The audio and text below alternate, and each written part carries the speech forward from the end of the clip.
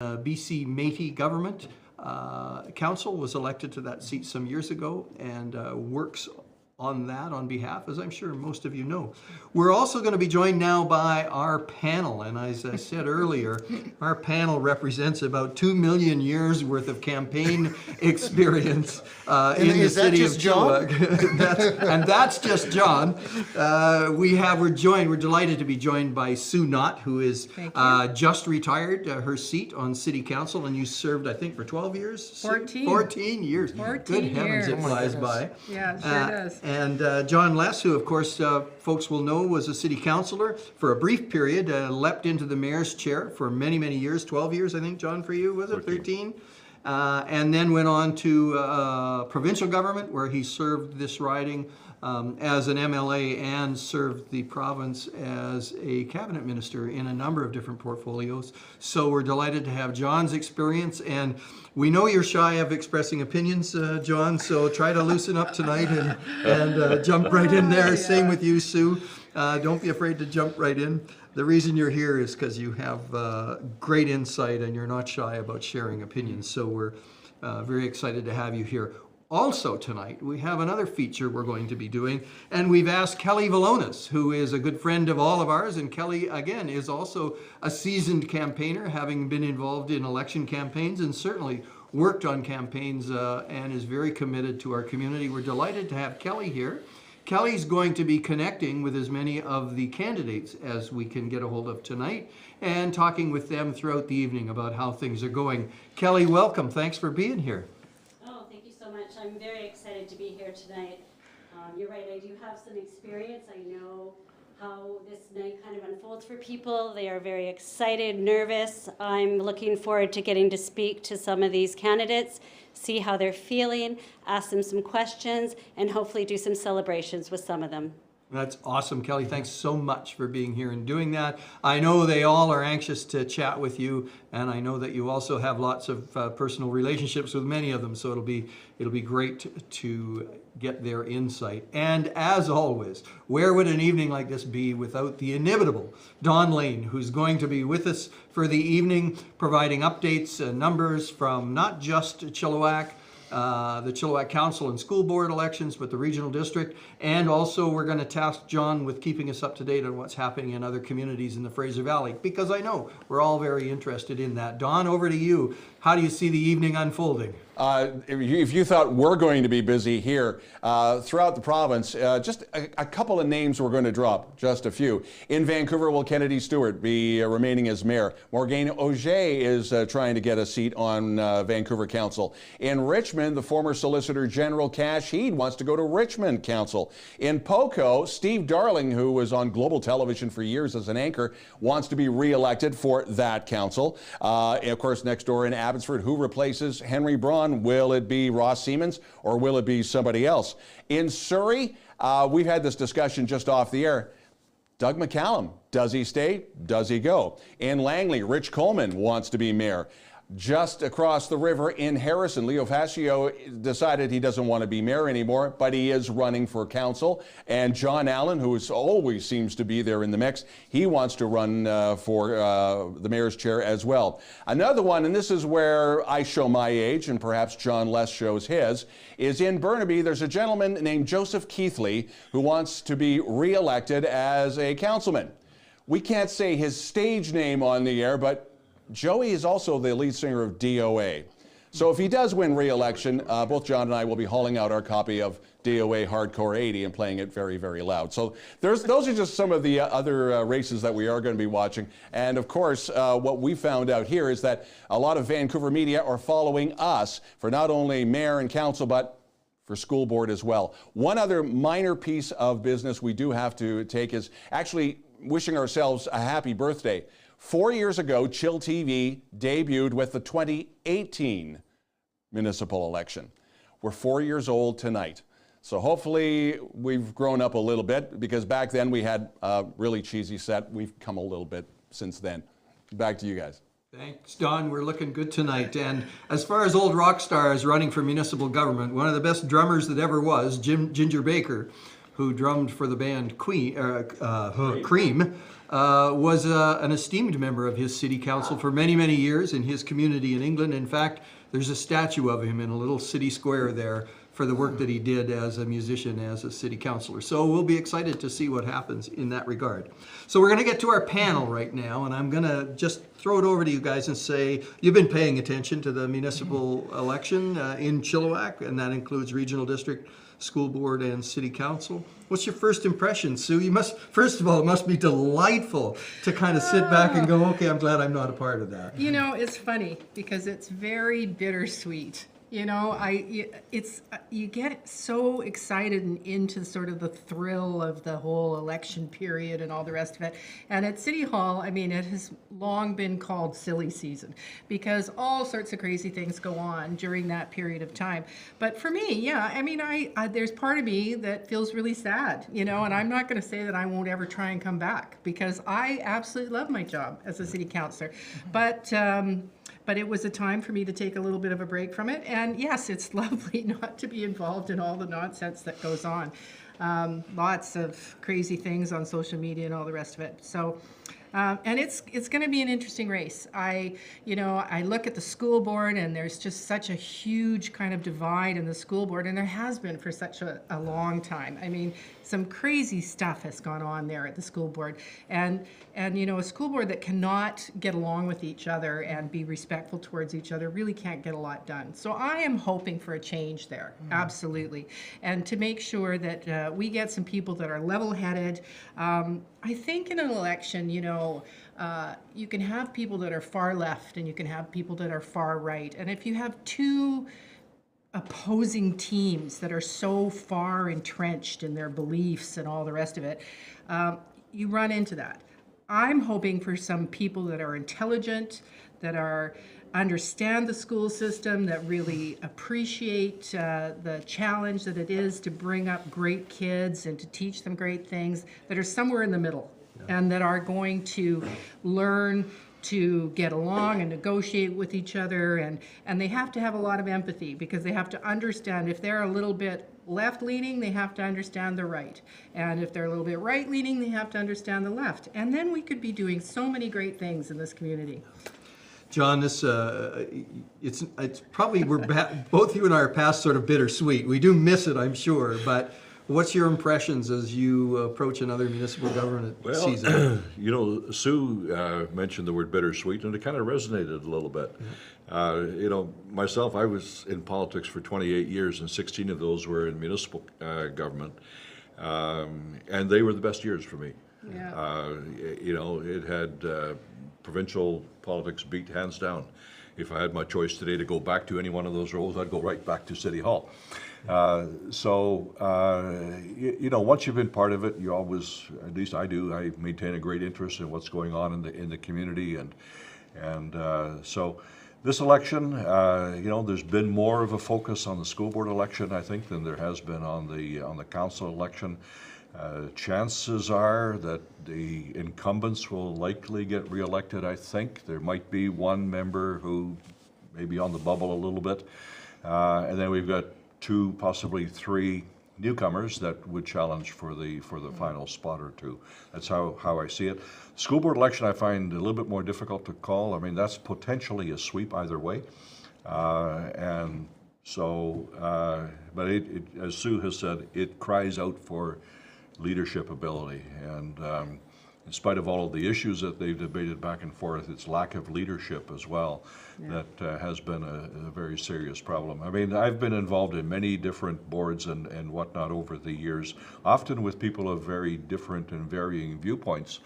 But, you know, at the end of the day, you find a way to, you know, agreeably disagree, or to come together, whatever it may be. But when it gets to the point where you're always, you know, running the other side down, and there's nothing positive that ever happens. And it's really tragic, I think, that happens on the board of a school district. You know, this is about the kids. This is about our future.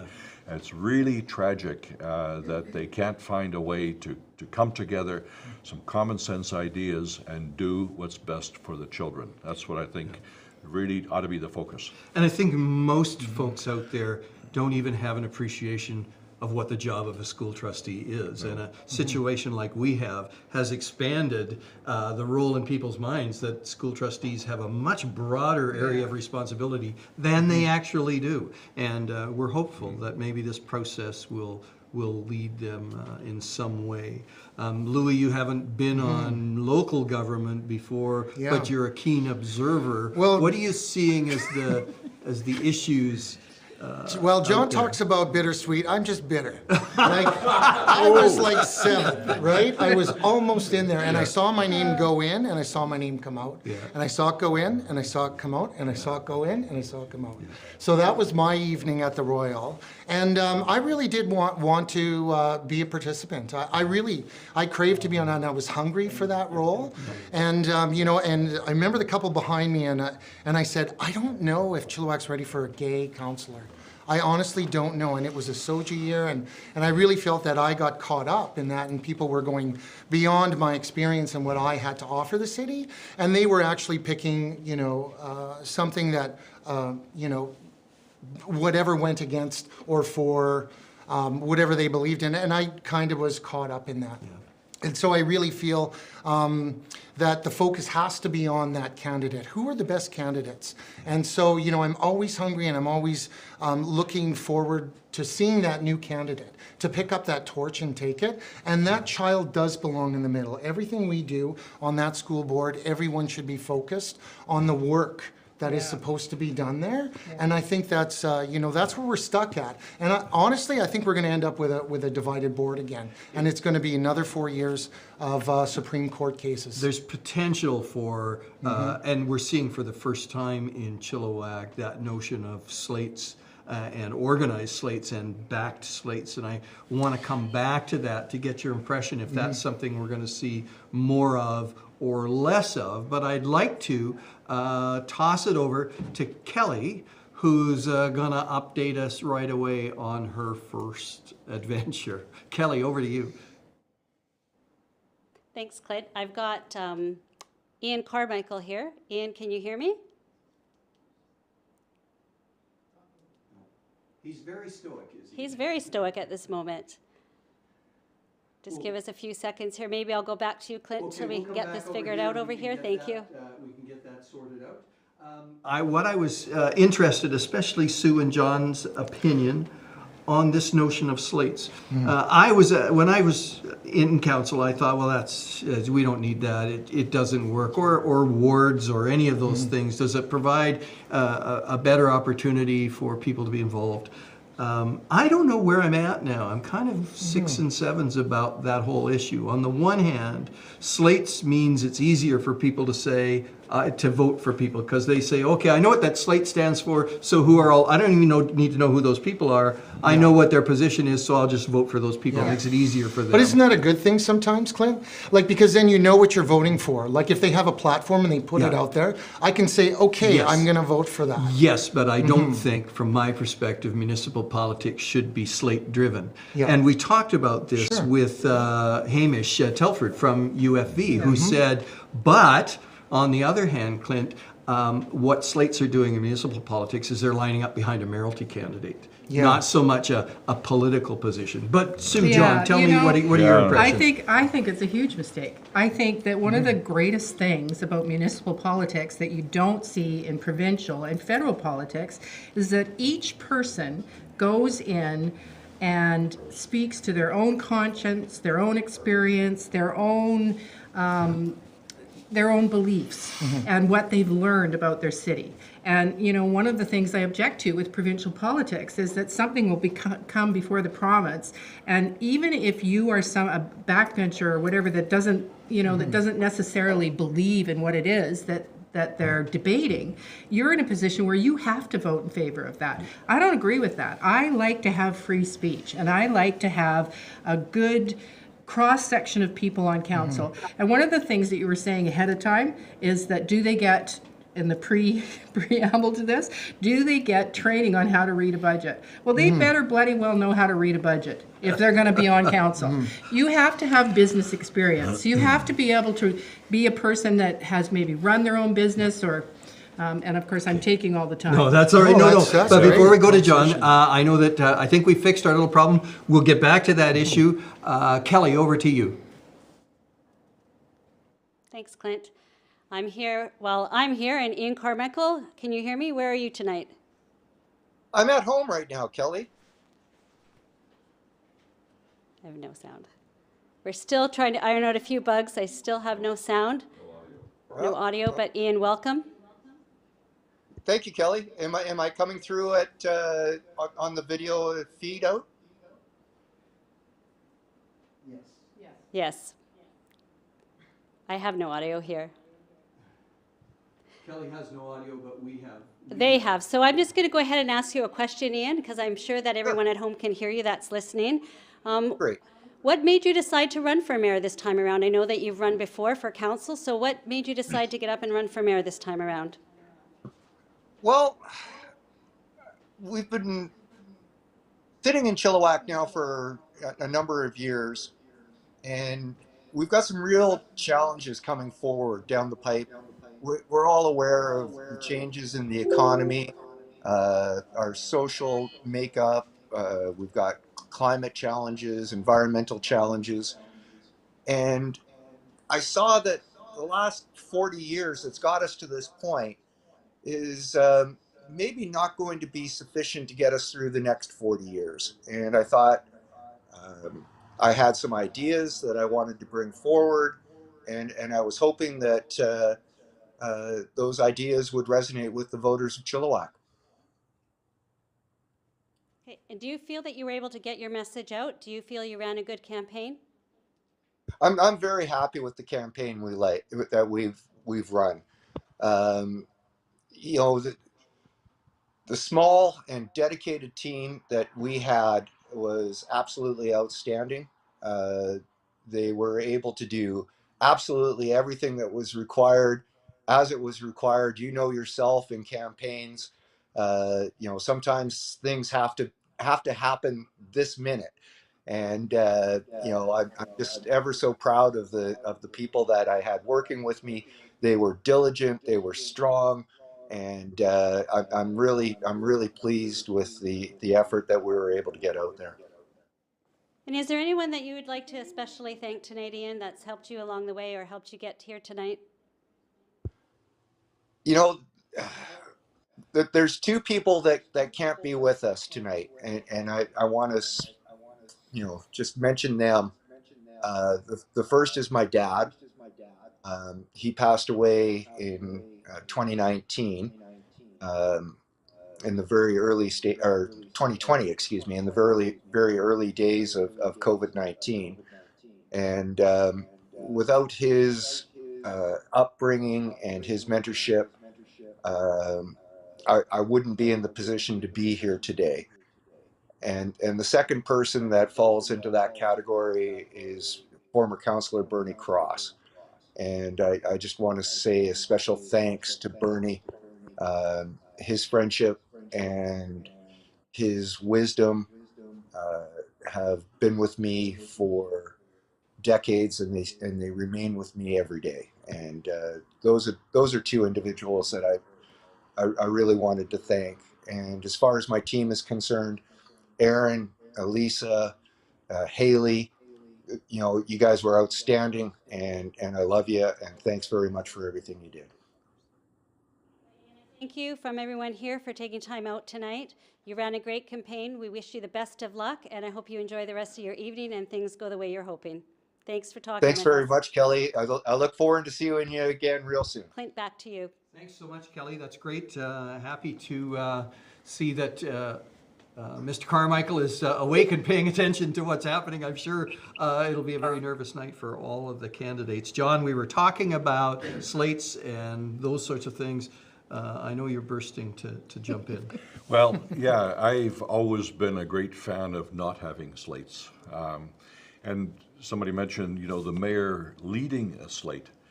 That only gets awkward after the election. Yeah. When you have those that you ran with and those that you did not run with, and automatically then you have a divide. I think when you have a mayor who's elected is more independent, more of a, not beholden to any faction on council, I think you have a lot more potential for success. So, slates during an election is one thing, but I think inevitably it bleeds through to the operation of the council. And where you have, in some of the cities, even in BC, these slates, post-election, they get together before a Monday night council meeting and discuss the agenda and decide how they, as a slate, are going to vote. Yeah, that's too bad. It really is. Far better you have 6 councillors and a mayor who each do their homework and each bring their wisdom to the table and hash out something that's best for the city. That's the way it's always worked here in Chilliwack, and I'm very proud of that, and I hope it may long continue. Yeah, I can attest to the fact that there were times when there were councillors elected that weren't aware of the process particularly, and would sort of say, well, aren't we going to meet before we go into a council meeting so we can decide what we're going to do? And I can remember the joy I took in saying, no, you put your big boy pants on and you get in there and you express your opinion. Mm-hmm. That's why you're elected, not so we can work it all out, be away from people. We don't do that kind of thing. No, that's what and debate is all devil's about. advocates at this end of the table. The proof's going to be in the pudding tonight, because this group has been active for a long time, and they've worked hard, and both on the school board and some of them that are running sort of together, we can see in council. So we're going to see what kind of results that's going to going to show up, because listen, it's hard for somebody who doesn't know the system and who is coming in wanting to run. They could have a good skill set, but they're not from the demographic that has money. And bottom line, it takes a lot of money to run for council or to take any position away from your family and work and put yourself into this. And it seems like it's a lot easier to have a group of people to share some of those costs. I think we're going to get a great disagreement here. So Sue, go ahead. When I first ran for council, I was a single mother with 2 kids at home, barely scraping it together. I was renting. I had no money. I had no money. I had to get out there and rustle the bushes and ask for money and ask for support. Yeah. And my name was well known. Yeah. And everyone probably thought I had money. Yeah. But I had no money. Yeah. Like no backing. But you're brave, Sue. You are brave, and I commend Well, that's you what for it takes that. to be a If you're good going to city get did what it councillor. took. If you're going to Not get all into women can politics, do you'd that, better though. be brave. You have to be. But then are we It goes with the territory. Are we not getting some of the best minds and some of the best people like to step up, because there's barriers in the way? So that's what I'm bringing forward. Everybody has their own attributes that come to the foreground during an election campaign. Yep. People elected Clint for different reasons than they elected me, I'm sure. Yeah. And so there isn't one cookie cutter sort of approach to getting elected. Absolutely. And I was a young kid of 31 years old when I was first elected, with $1,400 that I spent on the campaign. As simple a job as you can imagine. Yep. But surprise, surprise, I got elected. Yeah. And That was in the 1800s, though, wasn't it? But you had the name, though, and you had the family. Well, and I was you just sort a of had kid. the I was just a notoriety. kid that grew up in East Chilliwack. So- I hadn't done anything profound to that point. But you had some privilege on your side, though. I would dispute that too. I think that too is an overwrought concept today. The whole notion of privilege. I was involved in the community to some extent, and sitting on a couple of volunteer boards and what have you. And it's open to anybody to do those kinds of things today. We have candidates running in tonight's election that have spent a lot of time being involved in the community. Sure. Good for them. That's one of the things that you do to start preparing yourself to one day run for council, if that's what you want to do. I would agree, but I think I did that. I did the Rotary Club, and I did, all the other Sure. different Yep. things, and Yep. supported this and supported that and volunteered. That's how I realized that I wanted to be on council. Yeah. I did that because that is the person that I am. Yeah. And I certainly didn't do it to win any awards or put my name forward for awards. I did it because that's the kind of person I am, and that's the kind of person that you need on council. Yeah. That's just the way it is. As a gay man and being Indigenous, I felt it was a harder hill to climb. So, and that's just my perspective. And yet, on the other side of that, let me offer that as a Liberal candidate, and there aren't as many Liberals as there are people further right of that in this community. You did remarkably well as a federal Liberal candidate, Remarkably. and you were at that time gay, and you were at that time Indigenous, and at that time a business owner with a pretty high profile because of your business and what you'd done in the community. So, and I think got more votes as a Liberal than I Peter could Pringle. remember. Jerry Pringle was Yeah, the Jerry last Pringle, in that's it. 1968 when we had a SOCRED splitting the Conservative vote. So yes. Now who's old? Now you know who's old here. And I worked on that campaign for Jerry Pringle, I want you to know. But it's different at a municipal level. Yeah.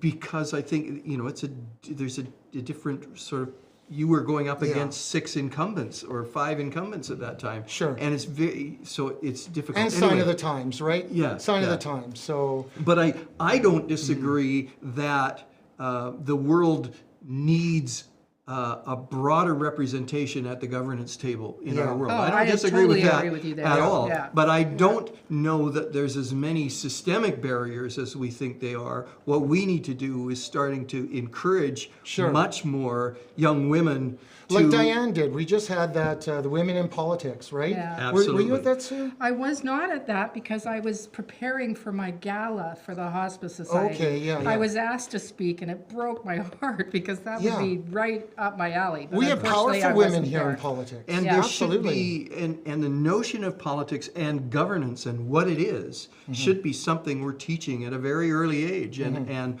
what that means to be in governance as opposed to management and all of those things. We should be encouraging that in both young women, young men, gay men, transgendered people. We ought to be having ways to do that. But are there barriers? There's barriers to all of us. Are some of them financial? I'd be willing to bet it's easier if you got a lot of money to run for government than it is if you don't have a lot of money. But if you have a lot of friends, which means you're involved in the community, the kind of people you want there, sometimes that comes I think you forward. kind of just made my point. A little bit, like, you know, it's that, you know, if you don't have that support system and stuff around you, But it can be sometimes I difficult. think you can confuse, you can make the connection that people who got elected are somehow more entitled than people who didn't. And I don't think that's true. I mean, I can remember my first campaign, and it was, you wouldn't call me entitled. I was young and had 2 young kids. Well, I remember everyone and- helping you out at the Royal. I mean, and- Alex, and I remember all those huddles you guys had. in and trying to get it running for mayor, yeah, but running for council mayor. the first time, 1990. Most people knew me through community arts and those sorts of things, and a lot of those folks came out to support me. But you wouldn't call my life. Yeah. Privilege. But then we don't have the budgets, do we? Like the budgets that, you know, that people are allowed to spend. So they were still, yeah. We're getting right to the top of the hour. Polls are closing right 1 as minute, we here speak. we go. So we're going to take a bit of a break here, and when we come back, I think we're going to come right back to Don, and he's going to update us on some of the things that he's got going right now. So hang in there with us. We're going to be here for as long as it takes. The discussion will be spirited, it appears, which is great. So we'll be at break right now. We love our city. Yeah, we do.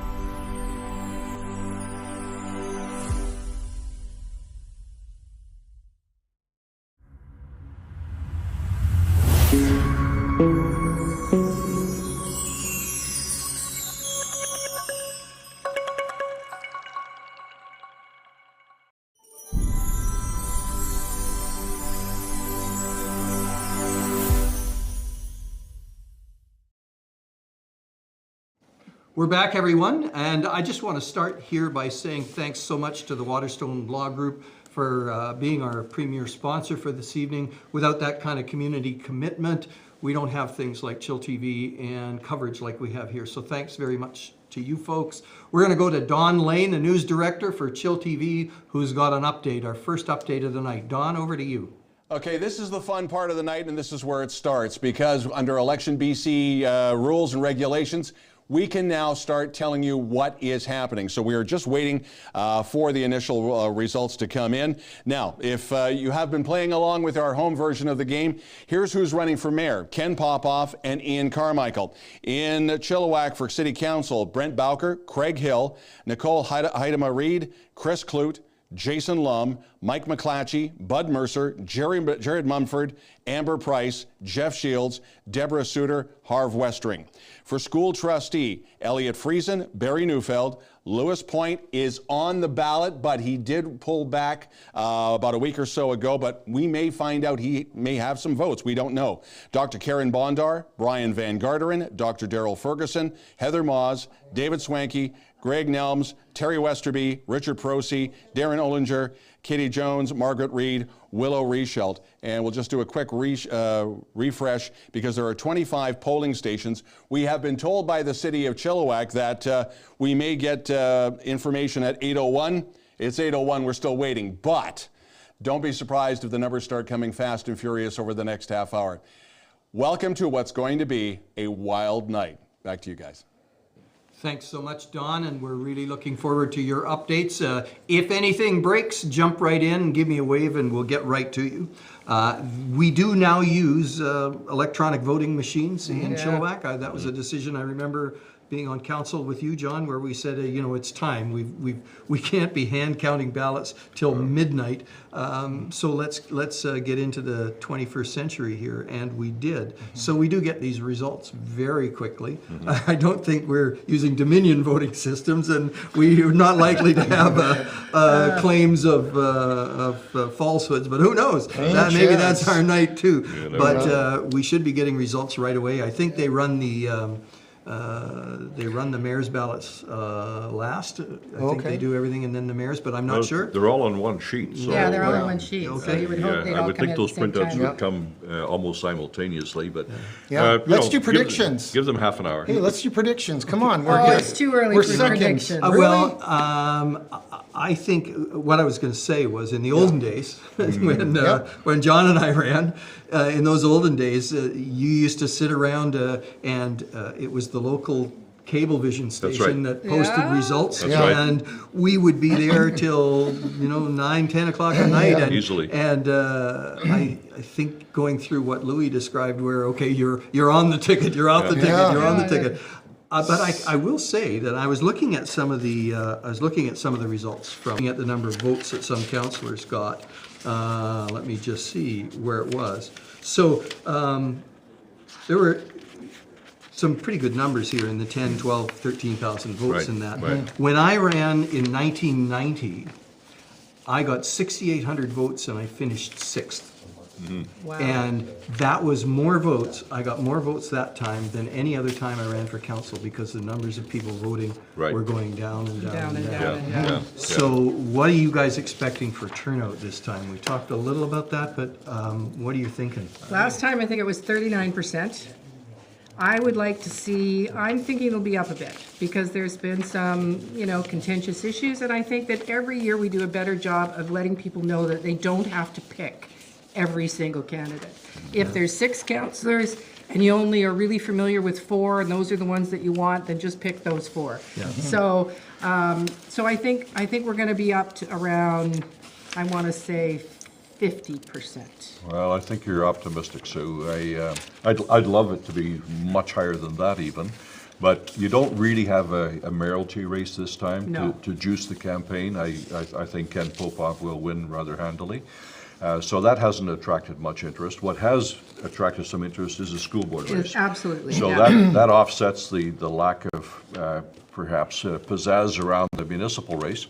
So it's probably, another big factor was, you could not imagine a more beautiful day today to get out the vote. Yes, and that's that, true. and that, and The that weather matters. was good. And that That matters.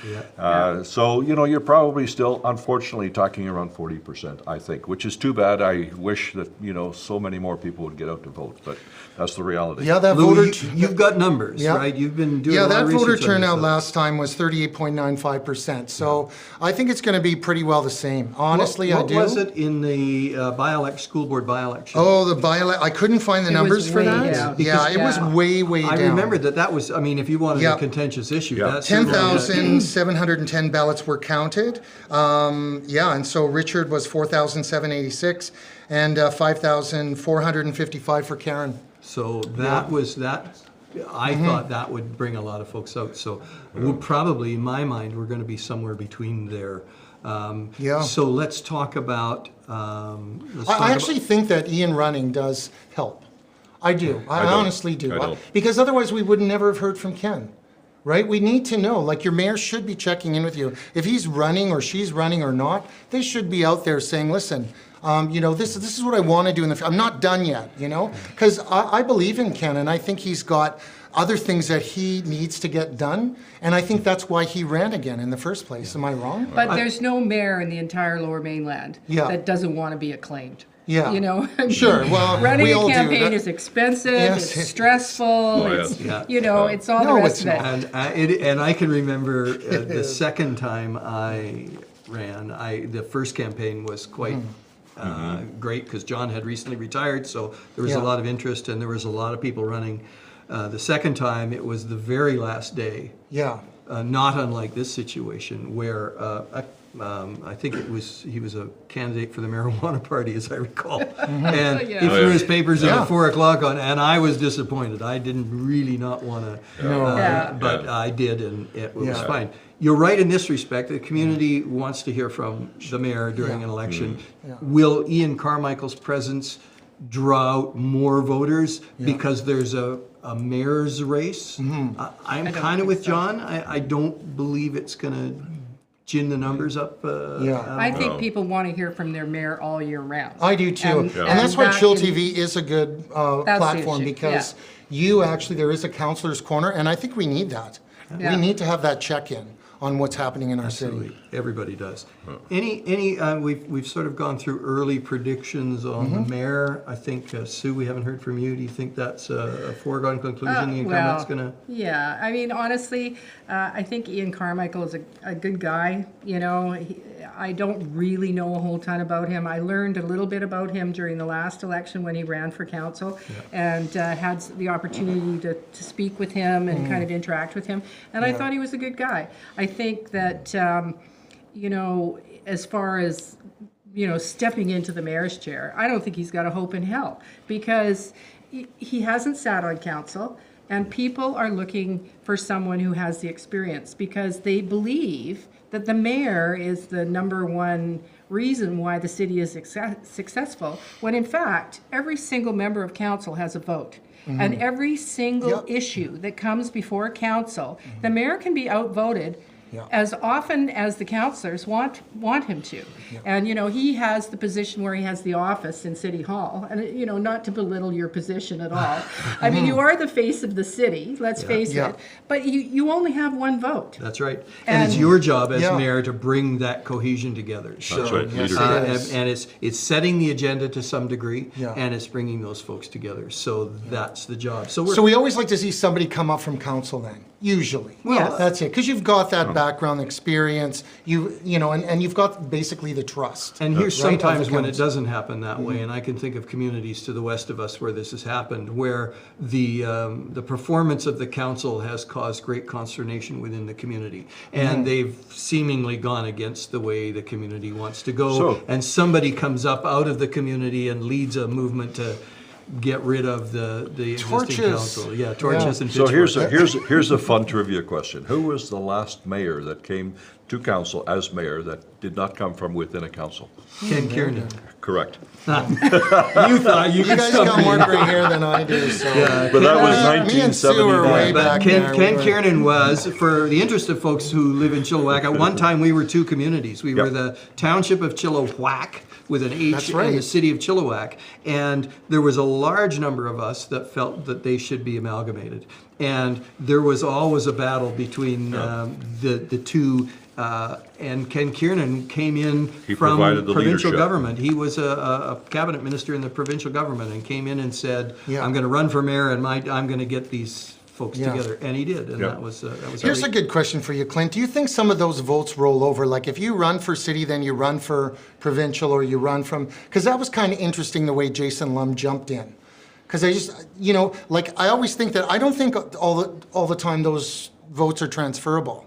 You've got to work Name that. recognition is. Yeah, Well, name recognition for yeah, sure, but you what- also got to work that arena. What do you not? happens when you jump from municipal to provincial or federal politics is then you start getting partisan politics involved. Yes. And so you can have Sure. been Yeah, previously that a makes very sense. popular councillor, for example, Yeah. but if you run for a political party that's out of favor, you might still be toast. Yeah. And I But you did well. Any experience with that, John? Well, I personally for was never toasted, but a while. But I'll tell you what, and I will say this with all humility. In my political career, I saw so many people that had all of the tools and abilities to be Yeah. a good member of government at whatever level, and never made it, simply because they were with the wrong political party. Yeah. And that happens right across the spectrum. I've Yeah. seen people on the right, people on the left, who tried several times, but their party was not in favor at that point in time, and so they never got a chance to make a contribution. Yeah. very So true. I've often said, to put it more simply, politics is often about being in the right place at the right time. Yeah, it's all about timing. That was And- Pierre Trudeau was, that's what It's he just said. like being a rock Politics star. is timing. And somebody like Yeah. Jason Yeah. attracts votes from across the spectrum. Yes. When he runs for municipal government, I'm Yeah. certain of that. And I think one of the things I like about Jason Yep. is I couldn't tell you what his politics are. Well, that's I it, just right? don't know. But if he would have picked orange or he would have picked red, he would be my person out in Sardis. So yeah, there you are. You know, And so so- I think some of the most effective folks in local governments, and I said this recently in a post, are some of the most effective people I've seen. I didn't know what their politics were. Yeah. When I look back at some of the people that were very effective on our municipal council, Yeah. I did not know Right. where their politics might lean. Right. And you shouldn't know.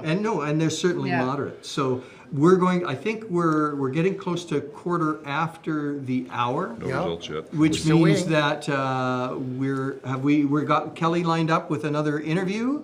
So if we're ready to do that, I'm waiting for a nod from our floor director. That's Barris, of course. Everyone knows Barris. So we're going to jump to Kelly now. She's got a really interesting interview coming up. Kelly? Thanks, Clint. I've got Margaret Reed here. Hi, Margaret. How are you tonight? Hi, Kelly. I'm a little bit nervous. I'm doing good. I was going to ask you how you were feeling, so I guess the nerves are up tonight. Can you tell me Well, where I I'm? was fine all- Go ahead. I was gonna say I was fine all day, and then I walked into the party, and everybody was asking me if I was nervous, and now I'm nervous. So. We can hear that there's quite the party going on. Are you there with all the candidates that you run on a slate with? I am, and actually I'm up on the screen right now, and it's a little bit interesting being in the same room I'm on the screen. So. I have a question for you, Margaret. What made you decide to run on a slate your first time out running for school board trustee? Well, we're not an official slate. We're just a group of progressive candidates that work well together and share the same value sets and vision for the future. Okay. And if you are elected and successful tonight, what is the one thing that you think that you bring to the table, your special skill, that's really going to help the students and the parents in this community? I think that I am really good at innovating and creating community connections. So I hope that I can bring some of my unique vision as a parent, but also as a community advocate to the table to think of some solutions that maybe haven't been thought of before. Well, I can really attest to the fact that you're a community advocate. I've had the pleasure of working with you in the community on lots of different initiatives. Is there anyone that you'd particularly like to thank tonight, Margaret? Yeah, well, we have a huge team of people behind us. I would like to thank my campaign manager, Shantini. She's definitely kept me going and kept me focused through this whole thing. And the entire team of candidates that I'm running with are fantastic, positive people, and the whole community has just been great. You tell me, tomorrow morning when you wake up, what's the one thing that's going to stick out in your mind that you're going to be left with to help you move forward, whatever the result is? I think that the amount of people that have approached me and given me opinions and support and all sorts of things that aren't necessarily somebody that I agree with 100% of the time. It's been very interesting finding ways to build those bridges and find middle ground and new dialogue. So I think I'll take that moving forward. Okay, well, we wish you the best of luck tonight, Margaret. I think that we might soon have some results coming in. Is there anything that you'd like to leave us with? Anything that you'd like to say and like people to hear?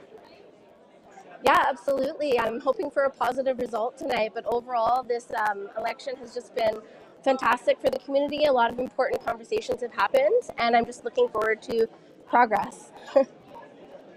Well, as a fellow woman, I thank you for putting your name forward. I know how difficult it can be to run a campaign, and I wish you all the best of luck tonight, and hopefully we'll be talking to you later. Have a good night, Margaret. Right, thank you. Thank you, Kelly. Thanks very much, Kelly. That's great. It's really nice to see young folks getting involved in politics. John mentioned he was just 31 when he ran the first time. I can't remember how old I was. I think it wasn't much older than that. And I think it's great that people want to get involved at that level. We're going to go right to Don for some breaking news to talk about what's happening. So Don, over to you. First off, old news, and then, excuse me, some new news. First off, we're still waiting for the meat and potato numbers from Chilliwack as well as Abbotsford. For those who are in the regional districts for the Fraser Valley, Electoral A, Boston Bar, Diane Johnson was acclaimed. Electoral D, which is Popkin Bridal Falls, that's Bill Dickey. Electoral E, which is the Chilliwack River Valley, that's Patty McAhonick. Hugh Davidson was acclaimed for Area F, which is McCall Creek and Hatzick. And Taryn Dixon acclaimed for Area H, which is the Columbia Valley, Cultus Lake, and Lyndall Beach. Now, one picture, we keep an eye on some of our neighbors as well. And out of Langley, Judy Tyabji, there's a name we haven't heard for a while. Just posted a picture with Rich Coleman, hoping that Rich becomes elected on a local level. That just went up on Facebook. So welcome to social media. We weren't doing this 20 years ago, let alone 10, having iPads and iPhones and following electioneering. So everything has changed technology-wise. Do a quick refresh, and we are still waiting for the meat and potatoes numbers from the city of Chilliwack. Back to you guys. Thanks so much, Don, for that update. We'll be looking to you for updates as they come in so that we can continue our discussion. Don mentioned something I think is very interesting. Campaigning is just so much different today than it was when, in fact, maybe all but Louis were involved more recently. Social media plays a huge role, whether positive or negative. I'm delighted I was able to get out of governance just as Facebook was coming in, because I'm not sure that it's a positive part of campaigning. Well, you must, as the grandpa here, John, you must be. You know what? The Godfather. We are all so lucky that Facebook was not around when we were young. Yes, You know. I agree. So, but that aside, it has changed the face of campaigning. If I was going to run a campaign today, the first thing I would set out to do would be to find somebody to head up the digital campaign. Yeah.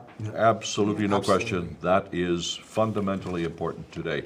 You still have the signs out along the roads, and you still have the ads in the newspapers, but I would get on that social media campaign right off the bat, because that's where people live today, and that's where you've got to reach them. Yeah, when I was running in 2015 with the Liberal Party of Canada, we did the Obama for America. They flew us to Montreal and they trained us.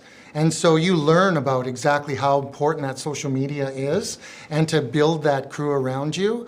And I'm even going down now. I usually go down to Palm Springs with Democrats the Desert, and I put in a couple of days there doing some phones because it keeps me on top of things. So I'm looking forward to that. It is the way of the future. That's the way it is. Yeah, it is an interesting world thinking back. And the guy who hates this most of all, and Paul, I hope you're watching, Paul Henderson, because he's in a legacy media format that lives or dies by how many ads people buy in the newspapers. And election season used to be, okay, we're going to get this influx because everybody's going to be taking out giant ads. And now I think the ad buys are being split between local newspaper and social media. And radio, and your video presence.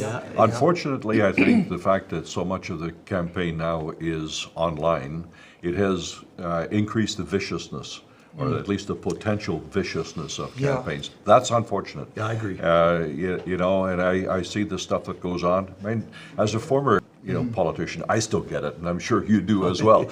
You know, just because you used to be in politics, you're therefore, a write-off. Even more so for people who are still actively involved. And I don't know what the answer to that is. Some kind of accountability would sure be nice sometimes for some of these folks that have an opinion that's way outside the margins. Yeah. How about a code of ethics? Why isn't that introduced when you sign your name on the candidate form? That you say this is the code of ethics, and you're bound. I'm not talking about the candidates. It's not the candidates. It's the Pandora's box that has been created. It's the echo chamber, right? That some of these ideas and these groups live in. That echo chamber, it's like raw meat, and then they're all on it. Yeah. And that's devastating to a Keyboard campaign. warriors. It's devastating to our whole I think it system. can be misleading too, because your Facebook world is just your small Facebook world. It's not reality. It's your Facebook world. And if you start focusing on that, you're really just drinking your own bathwater. You're not figuring out what's going on in the real world. And I know politicians personally who focused way too much of their life on Facebook and not enough in the community. And Facebook became more important to them, what was happening there day to day, than what was happening in the community. Clint, that was the best part about the town hall. It was live. Like, it was real. Real people were standing up asking questions, and the candidates were, by the halfway through, if you watch that, the candidates were really comfortable. It was like, in fact, my sister is voting for Bud Mercer this time around. But I got to tell you what. Because she got to know him. But I got to tell you what. I watched that. I watched the live stream, and I was astounded at the low level of interest. There was the place was less than half full. And there's a little indicator in the bottom right of the screen that tells you how many people were watching, and it was in the low 100s. Yeah, but it's over 6,000 views now. So not everyone watched it. That's the other thing that people can watch it. It's the after. So I want to shift gears here a little bit. I want to talk about what you guys think, especially Sue and John, because you have your pulse, or your finger on that pulse of municipal politics. What do you think the issues were in this campaign, and maybe the issues that should have been, that didn't get talked about? What are you seeing, Sue, moving ahead as a community from a local government perspective? What are the things that kept you up at night and you think we're going to have to pay attention to? Well, certainly, I think inclusivity has become kind of the catchphrase, and is certainly something that the current city council has been working on really, really hard over, the last number of years, because I think we have come to realize that, that we had our head in the sands, and that we needed to do a little bit more around that. So you look at the pride banners and all the rest of it, and the rainbow birds and the other banners that went up across the Evans and around the city that came out of the Public Art Advisory Committee that were also rainbow themed. I think inclusivity goes so much farther than that, though. You have to think of the immigrants that we have here. We have the people that are coming from Ukraine. We have to think about our Indigenous community and reconciliation. And all of those things are very open wounds right now. And those are things that that the current council has certainly been absolutely focused on, because we realize that it's a huge issue. But other than that, I would say certainly safety. People are sick and tired of dealing with, the homeless issue and all the crime that goes along with the homeless issue. And we're getting some results here. We're getting our little chattering class on the left of the table. I can't stand so it. I'm gonna go over, Don. It looks like we got some early results coming in. Yeah, the So numbers let's throw to you and let's get an update Yep. here. The numbers are now starting to come in. Now, we have 25 polls in Chilliwack. 2 of 25 have now reported. So, for the mayor's chair, Ken Popoff leading Ian Carmichael 473 to 195. For the councillors, the top 6 right now, Jason Lum, Chris Clute, Nicole Reed, Bud Mercer, Jeff Shields, Harv Westering. And then just under that, Amber Price, Jared Mumford, Deborah Suter, Mike McClatchy, Brent Bowker, and Craig Hill. Now, with school trustees, again, now this is 2 of 31 reporting. Dr. Karen Bondar and Richard Prosey literally head in head for number 1 and 2. Then David Swanky, Willow Reschelt, Heather Maws, Margaret Reed and Elliot Friesen, followed by Dr. Daryl Ferguson, Terry Westerby, Katie Jones, Brian Van Garderen. Barry Neufeld is in 12th place right now, but again, this is very, very early. Lewis Point, Greg Nelms, and Darren Ollinger. Lewis Point has 169 votes.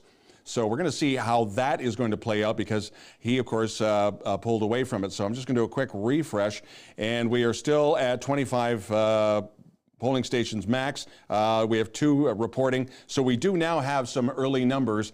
And this, again, it's too early to call, but we'll see what happens. And of course, everybody's refreshing their pages on their laptops. But again, we said this at the top of the show. This might be a long evening. Guys? Thanks so much, Don. Any surprises in there? John, we were talking about what we saw as major issues. The numbers are early. Maybe let me ask you that question, and then we'll get to those numbers. What are you seeing as the issues that you think, looking forward, the city's going to have to pay attention to? Well, Chilliwack has grown by leaps and bounds over the last decade or two. That comes with issues. Management of traffic, for example. I know it's a constant challenge for council to keep your main arteries functional. You know, people can have all kinds of issues, but when they're trying to get to work in the morning and it's taking them a half an hour instead of 10 minutes like they figured it would, they get a little perturbed about that. Taxation levels, historically Chilliwack has always been one of the lower taxed communities in the Fraser Valley. People do watch that. And public safety. I know there's been a lot of work done to work with the homeless population and those with addictions. There's a lot more to be done there.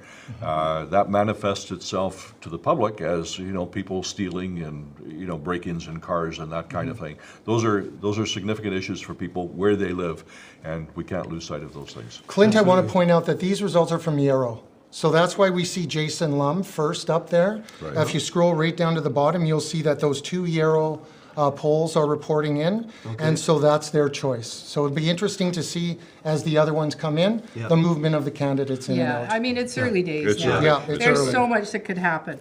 Yeah.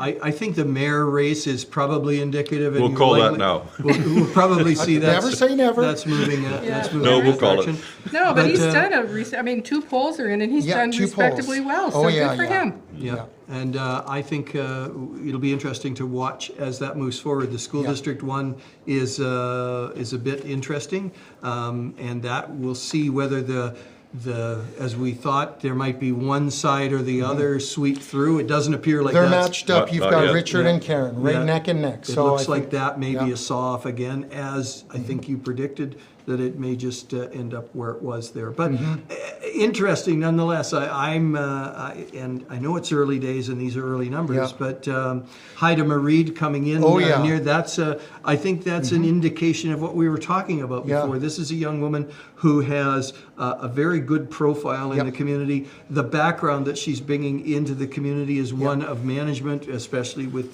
Community Futures, Yep. which means there's that economic piece and the community piece. Yeah. So I think people are recognizing that. I think she's fairly well known. So She's a that's very strong candidate. Yeah. I Yeah. think That's- she's going to do really well. I had picked her to be in the mix in Yeah. terms of the top 6. Yeah. I was on holidays in Europe when I first heard that she was going to run, and I got a hold of her, I think by email, and said, "Hey, count me in. I'm on your side." I knew she would be a strong candidate, and I know if she gets elected tonight, she'll be a strong Yeah. councillor. I want to point out one quick thing too. Watch Barry Neufeld. He's number 12. This is Yarrow. So he should be performing way better than this. In those polls last time, he was on top. And he has been for all kinds of elections. So I'd be really, you know, have people had enough? That's what I'd be asking myself at this early point. That's an interesting observation. Yarrow was usually very strong, given the connection to his last name, and Yarrow, often that was a leg up, having a... Yeah, but Yarrow is no recognition. longer a Mennonite community. I know it isn't, but I think it appears to be more a Jason Lum kind of community these days. A lot of young folks that are there. So that's all really interesting, and I hope we get some little bit of more updates. I'm getting a wave from Don. That means we've got some more results coming in. So over to you, Don. One of the other races we've been watching, and right now Brenda Locke and Gordie Hogg are leading Doug McCallum in Surrey. And now again, that is early, just a couple of polls have opened, but that is one we have talked about off air, is what is going to happen. Will Doug McCallum stay? We're still waiting for the city of Chilliwack to update our numbers here in Chilliwack, and still waiting on Abbotsford numbers as well. But, and again, very early, if you've been watching Surrey, Doug McCallum is now in third place, but again, the night is still very, very young. Back to the panel. Absolutely, thank you so much. And we'll talk about another city. Doug McCallum had himself in a little hot water over a number of different issues that seem to not be a lot of consensus around in Surrey. The policing was one, moving to a city police force away from the RCMP, and then there was a little court case that he's dealing with. Not to mention the court case. Well, the sad reality is that somebody's going to get elected in Surrey tonight with maybe only 25% of the vote. Because it is split between a sitting MP and a sitting MLA, and the incumbent mayor and an incumbent councillor and a former MP. I mean, it's a five-way race. It is an absolute shambles. It really is. And Doug McCallum, well, you know what? It's been a rocky 4 years, let's put it that way. The policing issue is probably still just as unsettled today as it was 4 years ago. And this isn't in any way benefiting the community. I mean, millions have been spent on this exercise, and millions will be spent, you know, either way, whichever direction they go. And you know, the city of Surrey is one of the only cities who actually voted against an Indigenous land acknowledgement. So people want change there. I heard that on the ground too, because that's where our head office is as well. It will be an interesting race, but not unlike Vancouver, where in the last election, the Vancouver mayor was elected with a very small percentage. 28%. And I'm wondering if there isn't, we need to look at some of those issues and say, is there something structurally we can do with local politics that we can move that along? But I don't know if that's going to happen. I mean, there's a novel idea. Here's a novel idea for you. In the elections, the municipal elections, why wouldn't they just put all the names on the ballot, and whoever gets the most amount of votes gets to be mayor?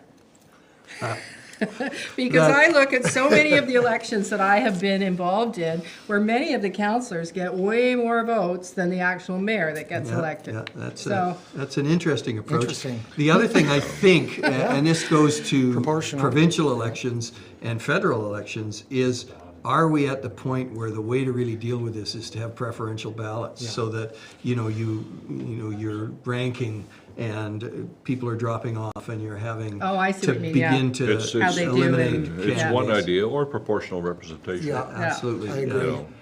I wasn't a big fan initially, and as having a poli-scientist for a daughter, I think she's converted me to think, maybe it's a better way to go forward, because all the problems we're having seem to be stemming from this. Not enough people are selecting leadership. If only 1 out of 4 people is comfortable with that person being the mayor, why are we? Why are they the mayor? Exactly. So I'm looking for some guidance here from Barris about. Do we have any more updates from the? Not yet. Why don't we go to a commercial? Okay, sure. So we'll just throw it to a bit of a commercial now, a little bit of a break. Give a chance for our panel to grab some water. I see they've done that already to some degree, and we'll take just a quick break, and then we're going to come back to Kelly, who's got some more guests for us. Yeah, good.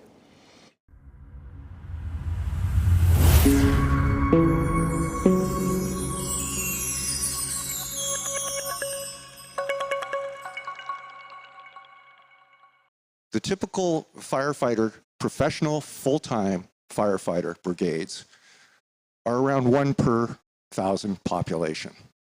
So we're down right now about 60 full-time firefighters.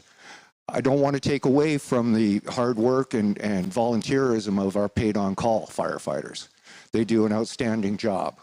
But our firefighting services need further training. On Teskey Road last week, we had a fire got away, and it was an interface fire.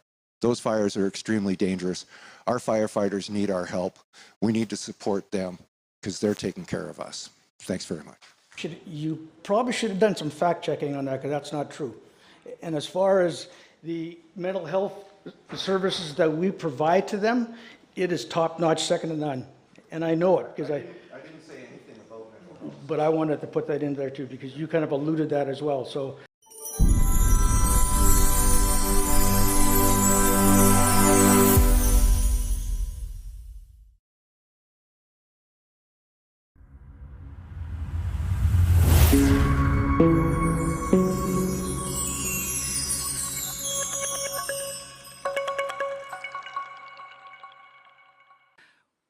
We must not allow political activists to storm this board and preach inclusion and tolerance while they're intolerant. And there's so much intolerance. My platform is this: 1, academic excellence; 2, promote critical thinking. We've been criticized in the media through the trustees that I'm a book burner. We're not book burners. Some things should not be in schools because it violates the criminal code. I could read from you, and I don't believe you'd be able to publish it, the actual sexual acts, homosexual sexual acts. There's pictures here. I'm going to bring this up because it's important for the electorate to hear.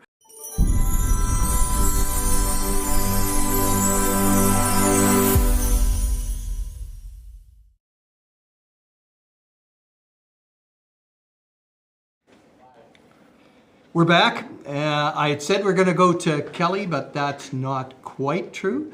We're going to actually go to Don first, who's going to have a bit of an update. So Don, over to you. Right now, we're still just a couple of stations from Yarrow, but if you're just tuned in and catching up, Ken Popoff leading Ian Carmichael in the mayoral race, 473 to 195. And again, these are just Yarrow numbers right now. We're still waiting for the city and other rural areas. For council, right now it's Jason Lum in the lead, followed by Chris Clute, Nicole Reed, Bud Mercer, Jeff Shields, and Harv Westering. And again, it's just a couple of stations that are reporting. For the school trustee, Karen Bondar and Richard Prosey, literally neck and neck for 1 and 2. David Swanky, Willow Reschult, Heather Maws, Margaret Reed, and Elliot Friesen. And again, Lewis Point has picked up some votes. Lewis Point did pull back about a week and a half ago, but still getting some numbers. So we're going to see how that pans out through the rest of the evening. And again, doing a quick refresh, we right now just have the Yarrow numbers in. So we are holding our collective breaths just like everyone else. Back to the panel.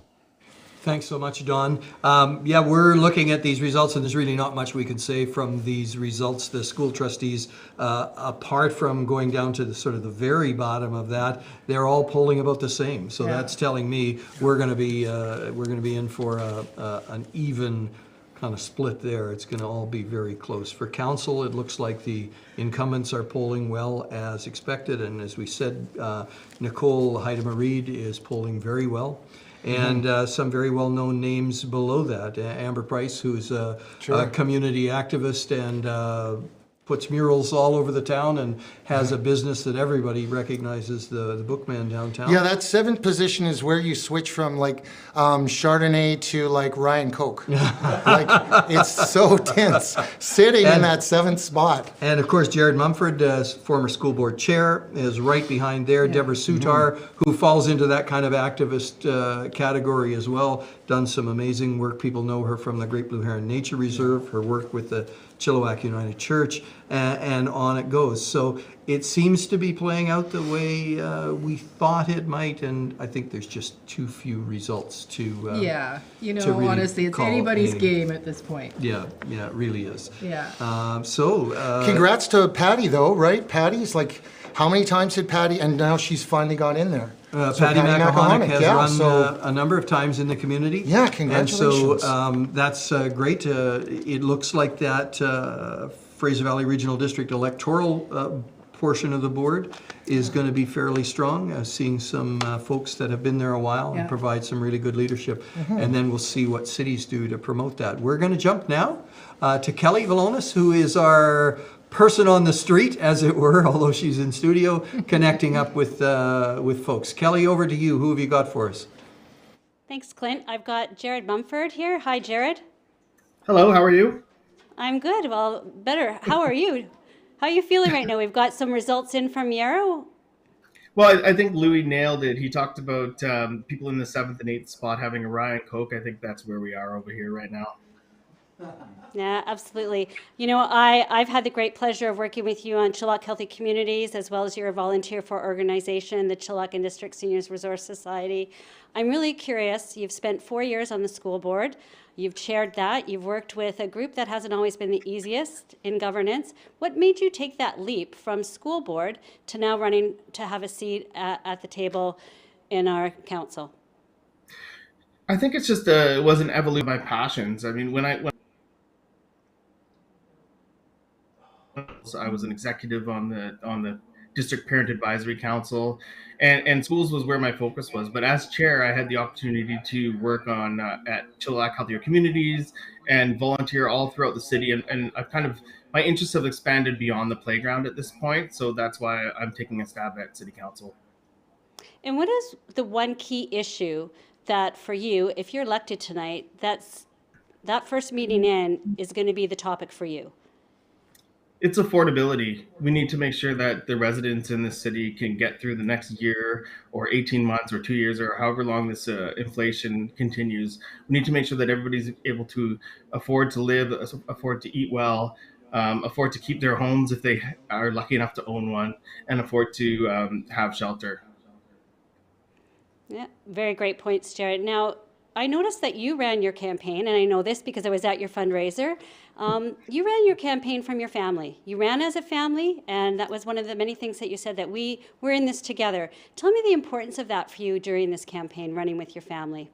It's the most important thing. And, you know, win or lose tonight, at the end of the day, I have an amazing family, and so I'm winning anyways. And, you know, there's something about running with your family where you can get personal and you can ride the highs and ride the lows, and there's a lot of lessons that you can learn, and you really feel loved when you can work with a family that works as hard as mine has. And so I would recommend it to anyone who has lucky enough to have a family as large as mine, to utilize them as a campaign team and learn about politics and learn about winning and learn about losing, if that's the case. Absolutely. Anyone particular outside of your family that you'd like to extend a thank you for tonight?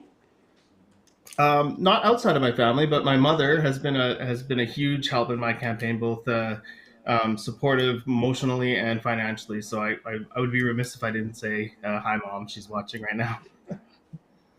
All right, well, I'm going to let you get back to maybe that rye and Coke that you might be having, and we'll be watching the results as they come in, and I wish you the best of luck tonight, Jared, no matter what the results. You are absolutely someone that does so much for our community, and we're very grateful to have you. Thank you. Thank you, Kelly. The feeling is mutual. Thank you. I'm getting a signal that perhaps we've got an update from Don, so I'm going to immediately get over to Don and see what we've got.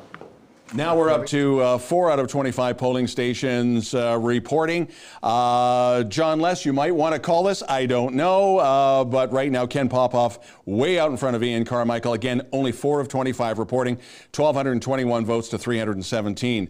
Your councillors now, Chris Clute, Jason Lum, Nicole Reed, Harv Westering, Jeff Shields. They are pulling away from the rest of the pack. Bud Mercer rounds out the top 6. And then followed by Amber Price, Mike McClatchy, Jared Mumford, Brent Bowker, Deborah Suter, and Craig Hill bringing up the rear in number 12. Now again, this is 4 polls reporting out of 31, so this is including cultists.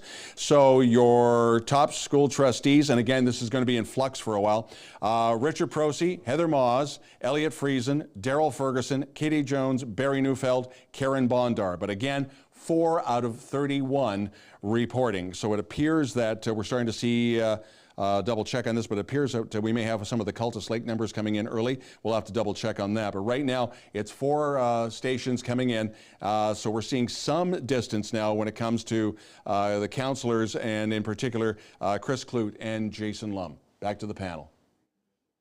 Thanks, Don. It looks like from my reading of this, we have the Greendale and Yarrow reporting at this point in time. That appears to be. Again, be very careful with those numbers. You know, I always used to say, until we get a big Sardis poll and a big downtown Chilliwack poll, it's really a fool's errand to try and read too much into it. I mean, I'd call the mayor's race already for sure. Well, I wouldn't be counting the chickens in Yarrow right now. And Greendale's in, so it's indicative of the, what you see in front of you. The candidates, are usually favored in those particular polls. So it's going to be very exciting when Sardis starts coming in, even a bit of Promontory as well. Yeah, I think we have to regionalize these results, as John has cautioned, that we can't make too much out of these numbers apart from, I think, the mayor's race, which I think that's, as we say, I think we're ready to go. There's particular areas of Chilliwack, obviously, that lean certain ways as well, right? So they could just absolutely flip this on its head. So, I would say the downtown Chilliwack area, I'm quite interested to see that one, to see what kind of an impact that has. It's interesting, though. I mean, if you look at, we were looking at Yarrow results a moment ago, and now the Greendale results have been added in, and there have been some pretty radical repositioning of names just between those two areas. So who knows? Stay tuned. That was a major shift. I'm not in a position to call it at this point, that's for sure. School trustee, yes. We won't be Arizona and Fox News. We won't be calling that one early. It's almost unusual that those polls both come in at the same time. Usually it's a little mixed. And I remember seeing that when we were waiting for the polls last election, they were coming in and it wasn't like this. It was like we were waiting. Rosedale was like going to be, either the knife that's going to, finish your campaign, or you were going to pop in there. So keep up the hope for a lot of candidates, even the ones that are a little further down, like Jared, and your votes in your areas haven't even come in, some of those family sites, and those are very populous polls as well. So it's going to be interesting. Well, I want to go back to the school trustee. We had a situation where we were saying, well, maybe Barry Neufeld's time is up, and he's way down at the bottom, and looks like the slate from of the non-slate, because progressive is filling out the top, and one poll comes in, and they're all, apart from Dr. Bondar, they're all now in the gray and not in the pink, as it were. So. To me, that was quite a remarkable shift. And if we're going to see that all night, I feel sorry for the people sitting in the rooms watching these results, because it's going to be... I have to say, because this is fresh for me, that it is absolutely excruciating waiting for all of these results to come in. I feel, every single person who've stepped up to put their name forward has really put themselves on the line. They've put themselves out there for all the world to see, to be criticized, to be questioned. And, it's a lot of work to run a campaign, and it's really hard to put yourself out there. And it does affect your whole entire family. Jared was saying, that his family's in on it. But you can't help but have your family involved in it. It is such a all-consuming thing. And election night, I mean, it's just... It is really excruciating. We've all been there, and it is excruciating. It's a very difficult, very difficult, and it is on your family and the people that are supporting you. It's hard on them too. Yeah, you can't get too excited though, because like Barry Neufeld, like we said, we pointed out, he was way down there. Like, wasn't he 13? But it was 300. Like, it's 400 votes. It's all like Greendale's small. It's a small amount of votes. Louis, but the results will be what the results will be. Well, it's good to track them though, and what areas are coming from. Yeah. We want to try to predict. Well, you want to have some analysis. Absolutely. I wish we had more numbers so we could do more analysis, but we're really making a banquet out of a crumb here. Well, if we could actually hit on something out of here, then we could get the exact numbers. That would be great. But it's It's going to be a long night, it appears. We sometimes we're expecting that by 8:05, bang, this wonderful magic system we have is dropping it in. But this could mean that there were people in the polling stations when Late. late, and that could easily be what's happened, and they're not going to be able to report till they clean out the polling stations and get everything set to report. So I voted today. I know all of you did as well. What time did you vote, and how was the polling station? I voted on Wednesday at the advance poll. Okay. Yeah, me too. I quite deliberately do that because usually you walk in and you vote and you're out. It's not as busy as it is on election day, so that works for me. Yeah. The Landing Sports Center is a great venue for that kind of thing. So I voted at 2. And how was where did you vote, and how was I it? voted at the Landing Sports Center, and it wasn't really busy, but it was steady, which was encouraging. I love to see the parking lot full of cars. I say, yes, people are voting. But it was, but they had a good system there. Like, it was quick. Yeah, I think kudos to the folks running the election at the city. They really have done a great job. They've got this. They seem to know exactly how to make this work. I voted at the Sardis Secondary School at probably 9:30 this morning, and it was steady. Same thing. It was just kind of steady, and the usual demographic of people voting. So I didn't. There were no surprises. Yeah. So here's another. Here we go, polling station breakdown. Here's another thing to watch. There are more people voting in advance polling dates today than ever before. Yes. So when those numbers start to come in, that also will be interesting because it's more broadly based across the city. Yeah, and I think it's a great thing to have that advanced voting. I mean, we used to be so worried about doing things like that, and now I think we have to do everything we can to encourage folks. I think we need to revisit, though, that what was talked about earlier, which is electronic voting from your phone. Yes. Honestly, I think it's not something that City Council has ever been against. It's just something that has not become available yet. Yep. And, as a city, we are a child of the province. I don't know whether we're allowed to do that without the province's permission. But I think that, if you want to get younger people voting, I think that's an amazing idea. And it is certainly something that has come up, but is not doable. Well, just certainly yet. the federal parties are doing things like that now. Didn't the federal Conservative Party had a leadership, and you were able to vote electronically But that's on that. leadership. That's not that. Sorry. Provincial parties do that too for the leadership, right? Yeah, for the leadership race. But I don't know whether it's been passed. No, but it is possible to do it. It's It possible. is, The yes. technology exists. Everything exists so that we can do that. So I agree with you. I think we should move in that direction, right, Louis? Yes. I'm just excited because I found the button that gives me all the numbers for each of the polls, so that's exciting for me. Yeah. So I'm a data guy, so. Yeah, we all are. Yeah. But you see, you have advanced voting from October the 5th and advanced voting for October the 12th. Those are likely to be big polls. Yeah. So here's the thing, we're talking about voting and voting systems. John, you'll remember, I don't know, Sue, if you were here then, we had quite a kerfuffle at a local election.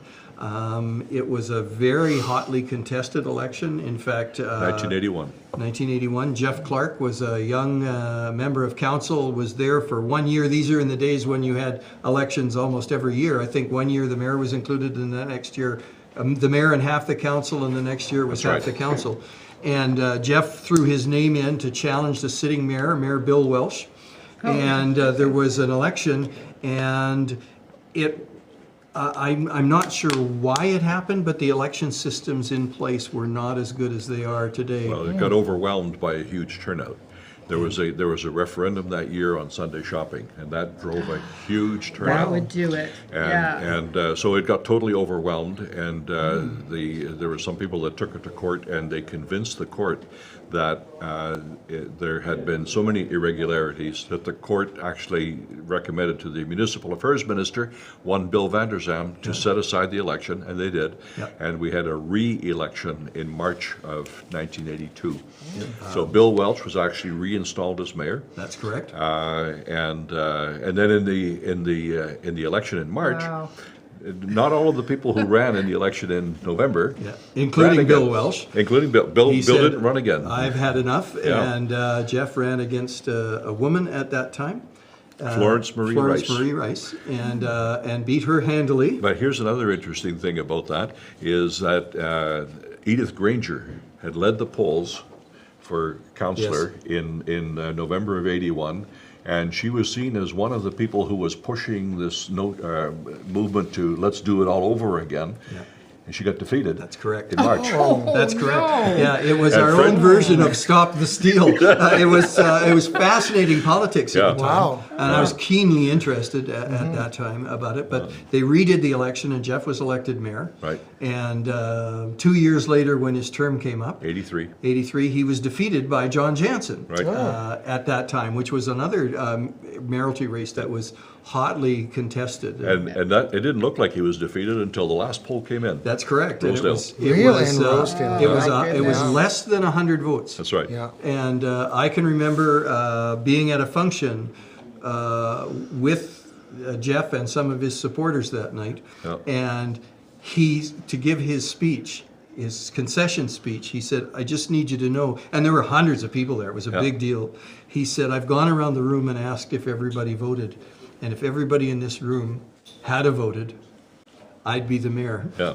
Yeah. Because it was that close. the It was margin was that close, and he was Yeah. talking to people who said, "Oh yeah, I was supporting you, but I didn't get to vote today. I didn't get out." Right. And so it was a very close race. Leave now. And then, and this is Chilliwack's history, and from John Jansen we got the next John, John Less. And, Yeah, well, I took over John Jansen's seat in the 1983 election. That's right. And then 3 years later, he decides he's resigning and he's running in provincial politics. So then I ran for mayor in a by-election, which was on February the 14th, 1987, against there were 5 of us in that race, 2 former councillors, Fred Tunbridge and Eldon Unger. And Gordon Curry ran in that election, and another fellow, Curry. and I've just forgotten his name. But in any event, so that was February the 14th, 1987 was when I was elected mayor. And then we had, of course, the regular election in November of that year, and I got that one by acclamation. So that's the only time I got an election by acclamation. Yeah, nice. That's we have a lot of electoral history for our community sitting at this table. Well, as you pointed out, back in the day, we had elections every year. Yep.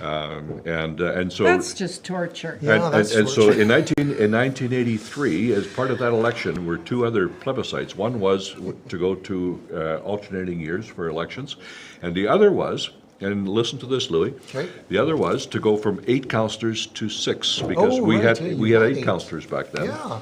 And the public decided, I think the count was about 2 to 1, to go to 6 councillors. Yeah. And that's the way it's been ever since. And because there was an actual plebiscite to go to 6 councillors, a lot of folks don't know this, the city has remained at 6, and people say, well, the law says you're supposed to have 8, or however many it is. not so. But the law says you have to have 8 unless you've had a plebiscite to Right. keep it at 6. Right. And so that's, as we're waiting for results. And my modern day response to people who suggest we should have more councillors is, since when does more politicians help? I mean, I was elected to a provincial house where there were 79 members at the time. Now it's going to 93 or 95 or something like that. And of course, we all know the Federal House of Commons has just grown and grown and grown. Are we better off as a result? I think it's better to pay attention to the quality of your politicians rather than the quantity of them. Before you talk, and I know I will let you, I have to go to give an opportunity for our sponsors to be recognized here. So we're going to go to a quick break, and we're going to come back and talk about that. If we have some results, we'll go to those, and then I'll let you respond to that, Sue. Okay.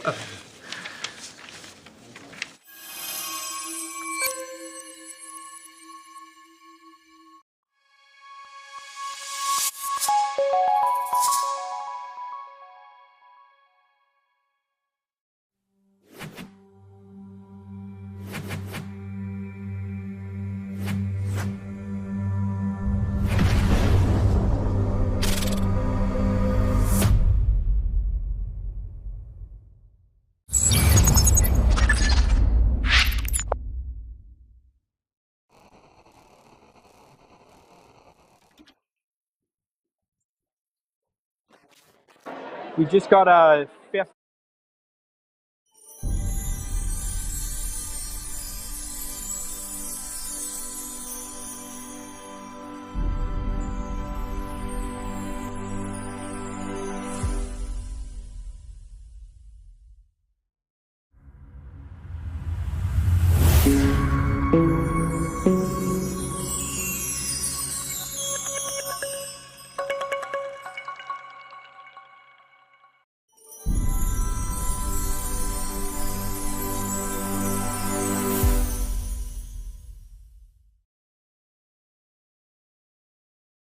We're back, and we're going to throw right away to Don for an update. Don, over to you. We are still waiting for some refreshing from the city of Chilliwack. I just got a email from one of the IT guys at the city of Chilliwack that said, we will try and get you some refresh numbers ASAP. Thank you to the crew.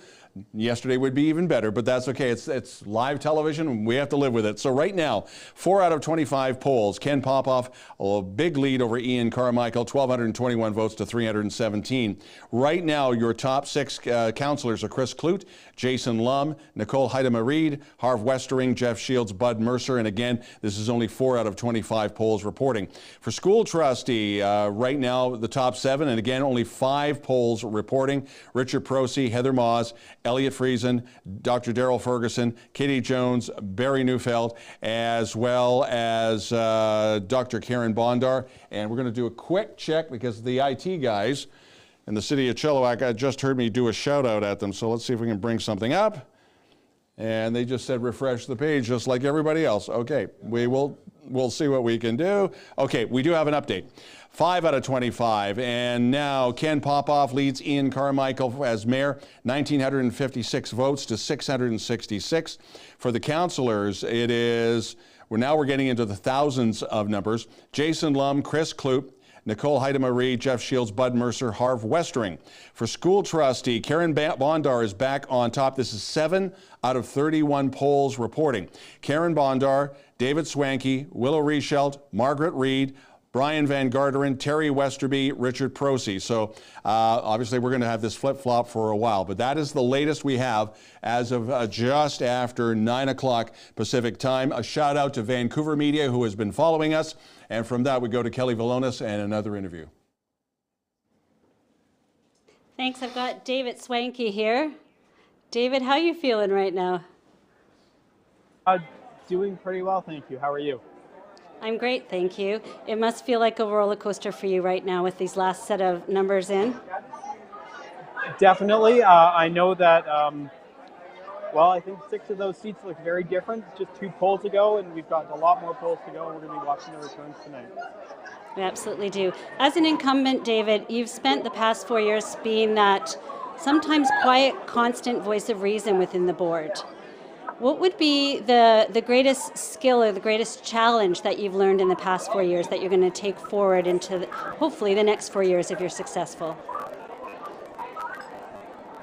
First off, my thanks for the praise. I think what I would add, working with staff, listening to them, it's really important to understand that the perspective that's brought to the board table by staff is the people working in schools. They're the ones that are going to give a good perspective and help inform good decision making. And so regardless of who the 7 people are, I would encourage each and every one of them to really listen to the administrators, to the secretary treasurer, to the teachers, the DAs, anyone in the system when they bring that perspective forward. And of course parents, I think that's really key. They are key partners in all of this. The District Parent Advisory Council, when they have a perspective to advance, it's really important that they're included in those discussions as well. You know, we've heard some really interesting conversation on the panel tonight, and one of the key things that comes up is really, what is the role of a school trustee? Certainly. I'll highlight, I think, 4 pieces. It's the hiring of the superintendent, it's the passage of the annual budget, that would be the annual budget, then the amended budget, of course the audit follow all of that. It would be the strategic plan and the strategic direction, and then it's the policy, procedure, bylaw piece in that. There's other pieces that are routine. There's the occasional appeal that might come to the board, since bylaw in place for that. But really, it's that governance and oversight. I've heard it described at different times. You know, the board sets the tracks, but it's up to staff to drive the train. Thank you, David. And anyone particular that you'd like to thank tonight? I would be derelict if I didn't thank my wife and my kids. It's been a huge expense to them for me to be running again, and I give them a shout out before to thank even the voters of Chilliwack, because they put me in a position to run again. Well, we thank you for putting your name forward. I know what it's like to run a campaign, and I wish you the best of luck tonight, and hopefully we'll be seeing you sitting around that table again. Thanks, David. Thanks so much, Kelly. Take care. Bye. And thank you, Kelly, for that. You're doing a great job of bringing those people to us and seeing how they're doing. I just have nothing but sympathy for those folks as this roller coaster of these results is just sort of going up and down. I don't think we can make anything of the school board results yet. Well, we do know where I it would came say- from, though, so I'll let John, because we were I looking would at say that. this, the last poll that came in was mail-in ballots. Yeah. And I'm sure there are a certain group of candidates that would benefit from a mail-in ballot more so than the rest. So again, let's all be very careful with those results. They are perhaps not at all indicative of where the evening ends up. It's still early days. I'm a little bit surprised that the results haven't come through more quickly tonight.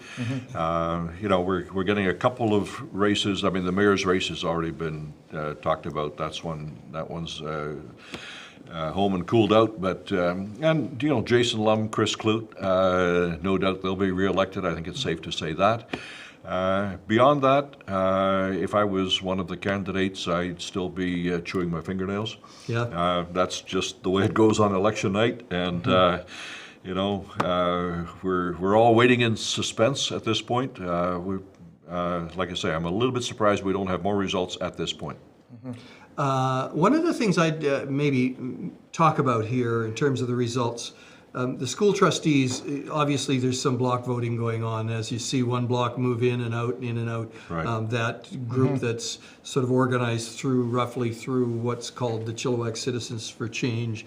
I would suggest Amber Price has been a sort of a member of that group, or recognized certainly as a member of that group, and talks about being a part of that progressive, if you will, movement. She hasn't benefited from that same kind of lift that some of these folks have gotten. She's still there. I mean, I think she's still in the mix, certainly, but I'm not seeing that same kind of lift. She's only 11 votes out, though. Like, it's going to be Harv and her. The same thing, it's Harv and me. Exactly. So when other polls start coming in, of course this isn't playing the picture as the school board is, but definitely when you start seeing Sardis and her home area, downtown and Fairfield Island, start to come in, I think, you know, Harv isn't quite, you know, going to be guaranteed a seat yet. Well, so. personally, I felt Harv, of the incumbents, Harv was the one who was most on the bubble, and that's proving out this evening so far. With respect to Amber Price, I would say I would have expected her to get more of a bump from the mail-in ballot. That's the point I was trying to make, and you just made it much better. Herb Westring is such an amazing city councilor. You know, this guy absolutely does his homework. Every single meeting, he has his book, he has everything marked, he's talked to staff, he's driven by. He is one of the most hardworking city councilors, and I'm just going to put that out there now, just in case it doesn't end the way that he would like. But the way I came to my perspective that he was most on the bubble is that he was low profile. You know, he wasn't out there as much as some of the other councillors. You know, so if he gets reelected and he'd like to continue his political career, he's got to pay some attention to that. You know, give himself some public profile, because you know that doesn't matter too much until election time, and if you don't have it, it'll do you in. You know, I appreciate the fact that he did a lot of work. I'm not saying I actually 100% agree with you, because maybe he isn't at the things that you've seen, but he's certainly out there. No, I'm just an average member of the public who pays a bit of attention once in a while. And you know what Barry Penner said to me? I ran into Barry Penner when I was running, and Barry said to me, he said, Louis, you have to be hungry until that last day, because you're going to regret when you are like just a couple of votes short. And I took that advice. So you make sure you're going to every single event right up to the time those polls are closing. So it's the only way. I think everybody's voted now, so there's no more advice we can give candidates on their We got campaigns. some more numbers now. It looks like it looks like we got some more numbers, so I'm going to shift it over to Don. He's got an update on the numbers. Don, over to you. We understand one of the polling stations, we believe it's Evergreen, I'll have to double check on that, is now, so this is now 6 out of 25. Ken Popoff, almost double, 2.5 if you want to call it, 2,500 votes, leading Ian Carmichael at 911. For Councillor, again, this is 6 out of 25 polling machines reporting, and we're now getting into the 2,000 votes for Jason Lum and Chris Clute. Just under 2,000 is Nicole Reed, and then Jeff Shields, Amber Price, and Bud Mercer. Now for school trustee, 9 of 31 polling machines are now reporting. Karen Bondar leading the pack with 1,992 votes, followed by about 100 behind with Willow Reichelt and David Swanky, Margaret Reed, Terry Westerby, Brian Van Garderen, and Richard Prosey. Richard Prosey at 7 and 8 is tied with Heather Moss right now, but again, this is going to go back and forth. Then Elliot Friesen, Dr. Daryl Ferguson, Katie Jones, Barry Neufeld, Greg Nelms. Lewis Point has 850 votes. So again, for those who were following about a week and a half ago, he did pull out of the race, and then Darren Oliger bringing up the rear at number 15 with 310. So that is for school trustee right now, 9 of 31 polling machines, and for mayor and for council, 6 out of 25, as the numbers are starting to come in with a little more regularity. And again, thank you for City of Chilliwack. They are following us, and they heard that we were wanting some more information, so a big thank you to them. Back to the panel. Thanks so much, Don. We've got some more meat to chew on here now. That was a big Chilliwack Landing poll. I guess there's 4 separate polls that will come in under the Chilliwack Landing Sports Center. That was, or 5. That was one of 5 polls to come in at the Landing. There's still some very big ones to come in, though. We've got roughly 3,500 votes counted here so far. And if there's going to be, 20,000 votes by the end of the evening? Again, just a caution, it's still early. Early days. You know, we see Amber Price moving up a couple of spaces here. You'd expect her to do well in the Landing voting center.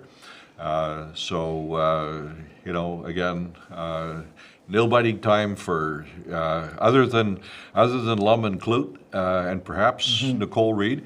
It's nail-biting time, I would suggest, for the rest at this point. Yeah, I definitely think that Jason Lum and Chris Clute is pretty well kind of locked in their spot, and I don't think there's going to be a lot of people that, I think they're going to stay ahead a good amount of votes as they come in. It's interesting that Nicole Reed has maintained that number 3 spot pretty steadily so far. Yeah, good for her. Yeah.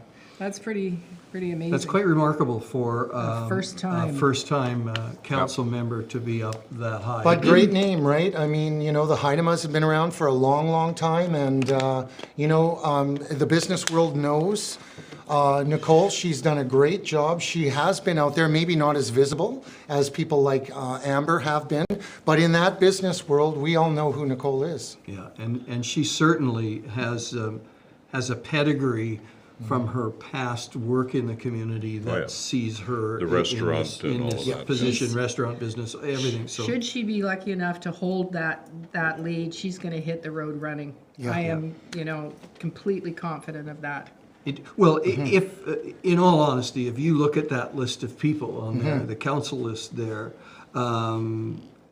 there's only a few people in there that I think would struggle with the job.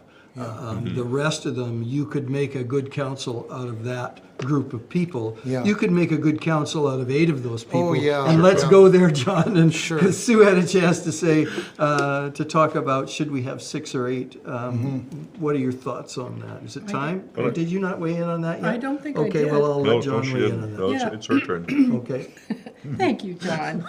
Aren't you sweet? Should we be up at 6? Does that provide more opportunity, and does that make us more inclusive because we get more seats at the table? You know what? I think I don't necessarily feel like it's the bodies at the table.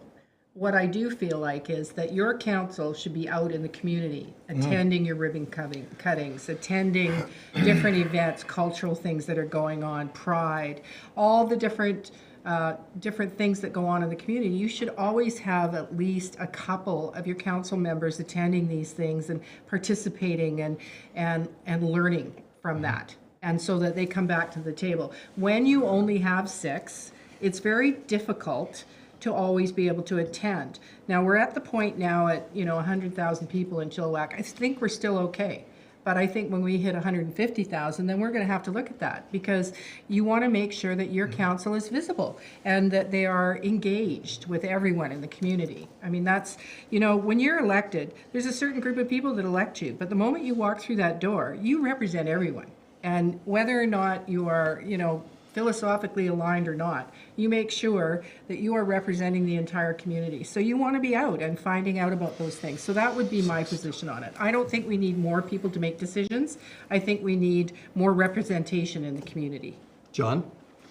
Yeah, I mean, I've already said I don't think it's the quantity of politicians that makes the difference. It's the quality of people. And if we tonight end up with 6 quality people elected as councillors, I'm good with that. It's the democratic process. Everyone who voted today had 6 choices for councillor, and they could vote for whoever out of the dozen people that were running. They could select their 6. That's called democracy. And I've always been happy just to leave it to the people, and they get to pick. And they will do that again today. And I really don't think it matters a lot whether there's 6 at the end of the evening or 8 that go forward and form the municipal council. We have in the City of Montreal, they have, I think it's 56 members of council. Are they better governed as a result? I don't think so. In Ontario, it's in the City of Toronto, I think it was the Rob Ford government that cut in half the number of councillors. Yeah. Are they worse governed today than they were then? I don't think so. Hold that thought. We've got another update from Don. I think we've got some more polls coming in. Don? Yeah, and we're now hearing from a couple of more polls from Landing Sports Center as well. So the latest for the mayor's chair is almost 2-1. Ken Popoff now leading Ian Carmichael, 3,200 votes to 1,167. Your councillors, and Jason Lum is now pulling away well over 3,000 votes. Chris Clute, Nicole Reed, Jeff Shields, Amber Price, and Bud Mercer. Bud Mercer is just a few votes ahead of Harv Westring.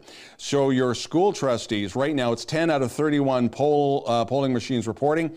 So it's Karen Bondar with 2,400 votes, 2,300 with Willow Richelt, and again also with David Swanky, Margaret Reed at 2,200, Terry Westerby, Brian Van Garderen, Richard Prosey with 1,827, and on the outside right now is Heather Maws, Elliot Friesen, Daryl Ferguson, Katie Jones, Barry Neufeld, Greg Nelms, Lewis Point, and Darren Ollinger. Global Television News is now saying that the new mayor of Surrey is Brenda Locke, and the new mayor of Abbotsford is Ross Siemens. So they are now calling that. And we're going to throw to Kelly Velonis for another interview.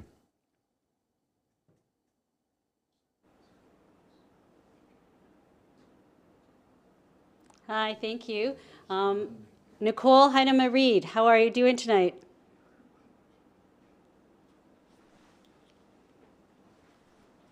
I believe that you must have said good. I just can't, I have no audio right now.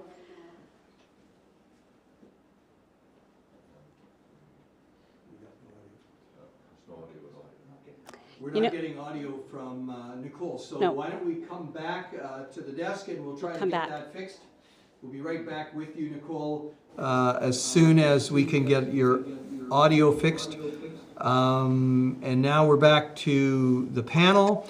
There was a mention there of Abbotsford and a mention there of Surrey. Any surprises in there? John, you've worked in those jurisdictions.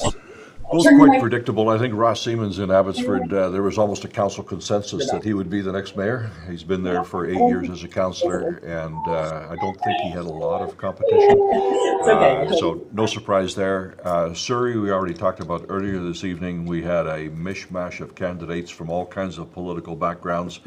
And I think Brenda Locke was able to translate her incumbent experience in that she was an incoming or an outgoing city councillor, and she's been able to translate that into winning tonight. She was part of Doug McCallum's winning slate 4 years ago, but broke with him early. About, you know, I Wisely. gathered. Yeah, so you know, I'm not surprised that there was change there tonight, and Brenda Locke probably was going to be the person that was going to be the beneficiary of that change. But I'd be interested to find out later this evening what the actual percentage of her vote was, because it's likely to not even have made 30%. That's and we'll see where that leads in the days ahead to her plan for that city. I think we've got Nicole back on, and we have volume this time. So welcome back, Kelly and Nicole.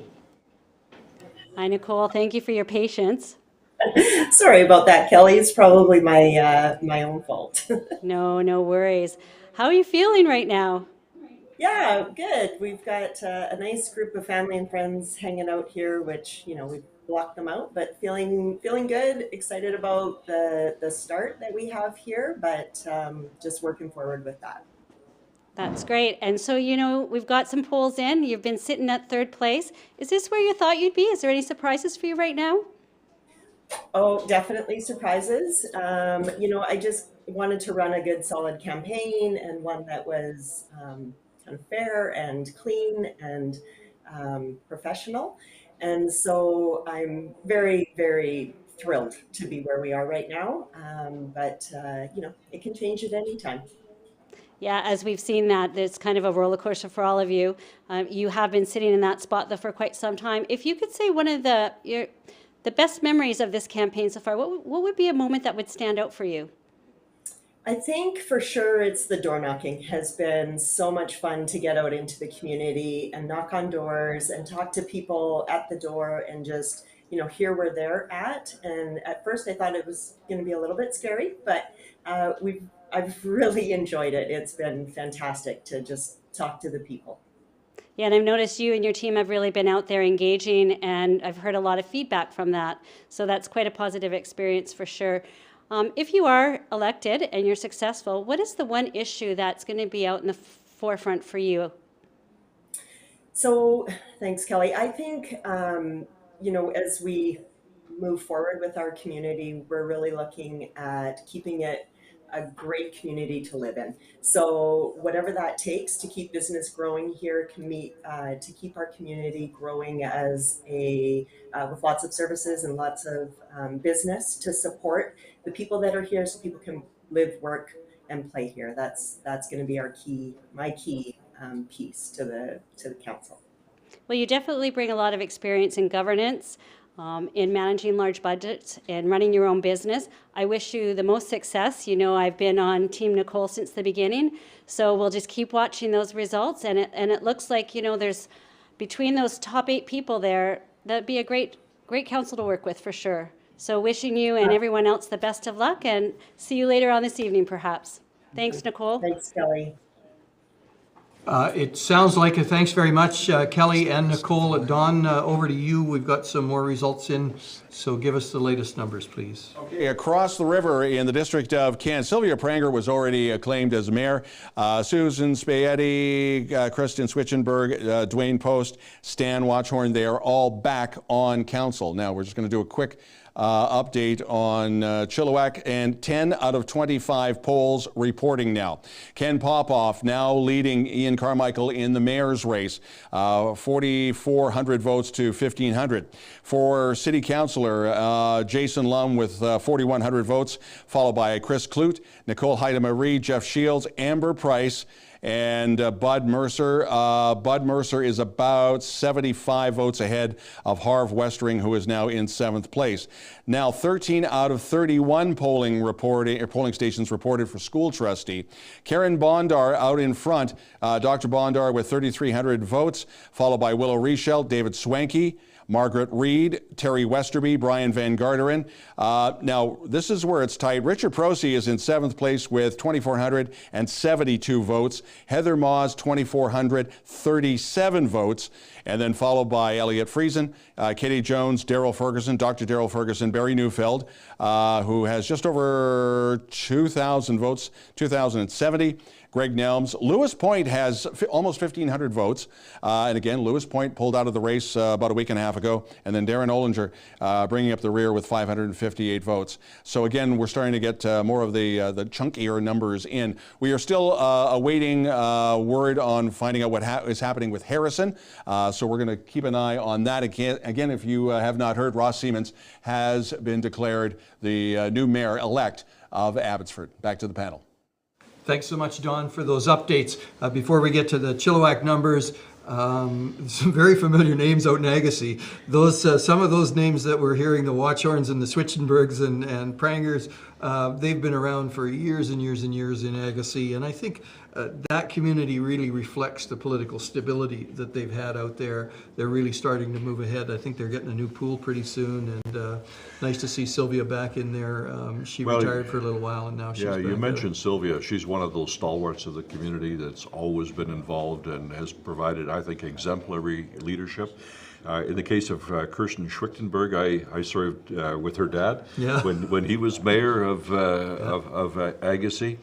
And Stan Watchorn, of course, he was back then, he was the mayor of Harrison Hot Springs and then moved to Agassiz, and he continues to serve. So these are all people with long political pedigrees, a lot of experience, and it's made Agassiz a pretty stable place politically. They certainly have great leadership, and I had the pleasure of working there on some social issues last year or a couple of years ago, and boy, it's a community that's really tight and really has a vision, and that's a great credit to folks like Sylvia and others that are getting involved in the community. Yeah, and you know, they've also had slightly more affordable housing than Chilliwack. My oldest grandson recently bought a house in Agassiz simply because of affordability, and it's also, by the way, a nice place to live. It certainly is. It certainly is. We've got some new results in here. I think 10 of 25 polls are reporting. That's all the major polls at the Landing Sports Center are now in. So it'll be interesting. There hasn't been much change.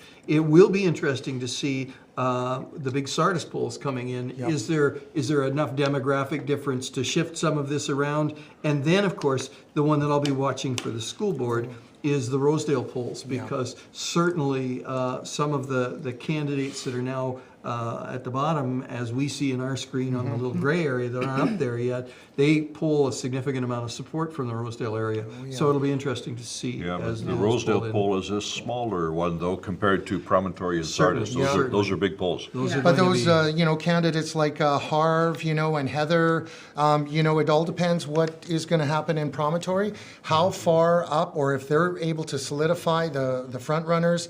It's going to be the story. Is Heather going to get in there? Is Harv going to get in there? We're going to be waiting for Rosedale again. Yeah, I would suggest that with the results we have now, the Landing Sports Center particularly, Amber Price will have done well in that particular poll. So, it'll be interesting to see whether her support holds up in Sardis and Promontory. Yeah. If it does, there'll be 2 women on council, along with some very experienced members of council, regardless of what happens with 6 and 7. And that's, I think that's good. And Terry gets in as well, our first transgender person to run in this area. So this is history. It's a remarkable election for a lot of different reasons, and I hope that now that the polls have started coming in, they'll come in a little quicker so that we can. Who says we're not inclusive, Sue? Well, exactly. Exactly.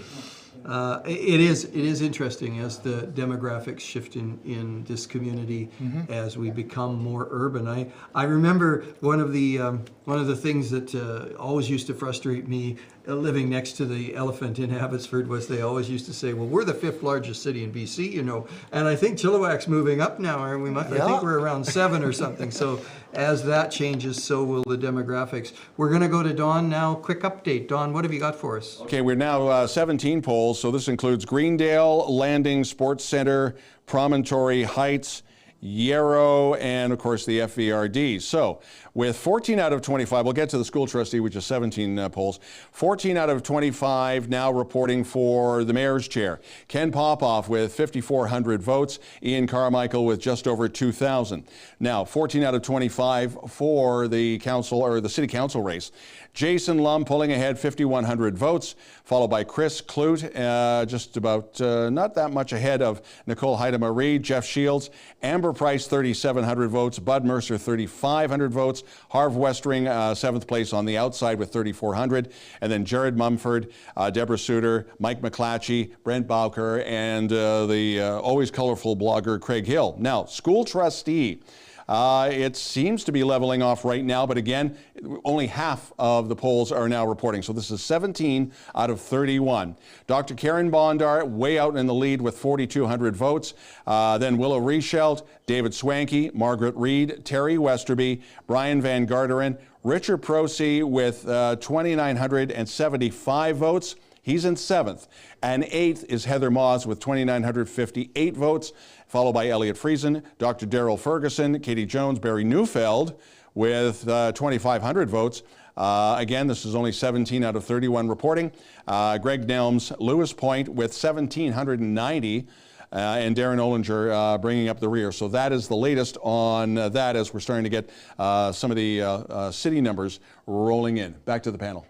Don, thanks so much for that. What we've got now reporting is the Promontory, all of Promontory is now in, which means that what we've got left in terms of big polls is the Sardis polls and a slightly smaller area, the Rosedale polls, and that's what we're waiting to have come in. We also have plus advanced. There's two advanced polls that have yet. I was just going to mention two advanced polls that have come in are to come in, and as you said, John, and mail-in ballots. That there are a lot of younger folks that would probably do that. A lot of folks that are working that are going to say, "Oh, I'm not. I've got to be there." So I don't know how many ballots were cast that way, but it'll be interesting to see what changes. 1,084. Yep. 1,084 ballots. Mail-in ballots. Mail-in, yeah. They've already been counted.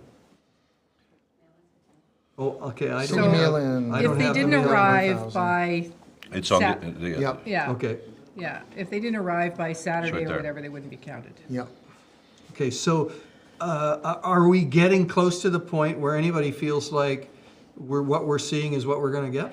No. Do you No. think you're still waiting No. for the Sardis? Okay. Sardis is a big poll, and Rosedale is a good-sized poll. Not as big as Sardis, obviously. Yeah. So there's particularly in the council race, Price, Mercer, Westring. I think there's still a score to be settled there. And the absolutely. school board race, between let's say 5th and 9th, something like that. Yep. Anything could happen there yet. Yeah, I think we can safely say, I would say, that you're not going to get much of a change in the top 3 for councillor, and you're not going to get much of a change for the top 2 of school trustee at this point. And of course, it looks like Ken's pretty well locked it up. Okay, I'm going to disagree. Okay, I think good, that I there's like that. not enough demographic differences in. I think Sardis is very representative of the community as a whole. I don't Yeah. think you see one block or other in those areas. Rosedale, perhaps you might see Rosedale traditionally being a little more conservative when you look at other polls. Yeah. That may sway some of the school board vote. Yep.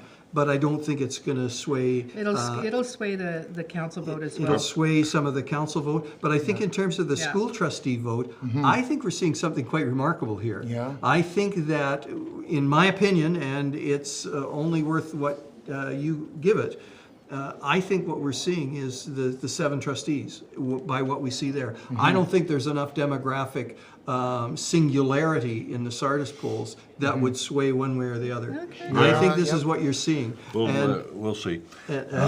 He says dismissively as I don't he think you can catch up though. Chris Klut's way out there, right? Council-wise, so I think there's Nicole's out still there. some things to be dealt with. And here's another big factor. Both of the advanced polls are not in this. They're result not in yet. Yeah. So, how do people who vote at advanced polls, do they lean one way or the other? You and I don't both- think. you- I don't think there's enough evidence in my mind to say there's a singularity of voter that votes in the advanced polls. Yeah. So I think it's just going to be more of the It's same. indicative, yeah. But I think there's more I'm simply a pundit. seniors. I think there's Oh, you're more a pundit, seniors yeah. that vote in advanced polls because they don't want to deal with the crowds. And particularly during, you know, the fact that there's still COVID around. Well, So of a lot course. of seniors would go to the advanced That's right. polls Right. to try and avoid the crowds and the diseases. Absolutely. A lot of our older folks like John Like took John, advantage right? of that. You did that, right? They I did. call you older all the time. That's So they fine. turn to you, it's like It's grandpa, a sign of great respect. godfather. and, We did actually go to school together, but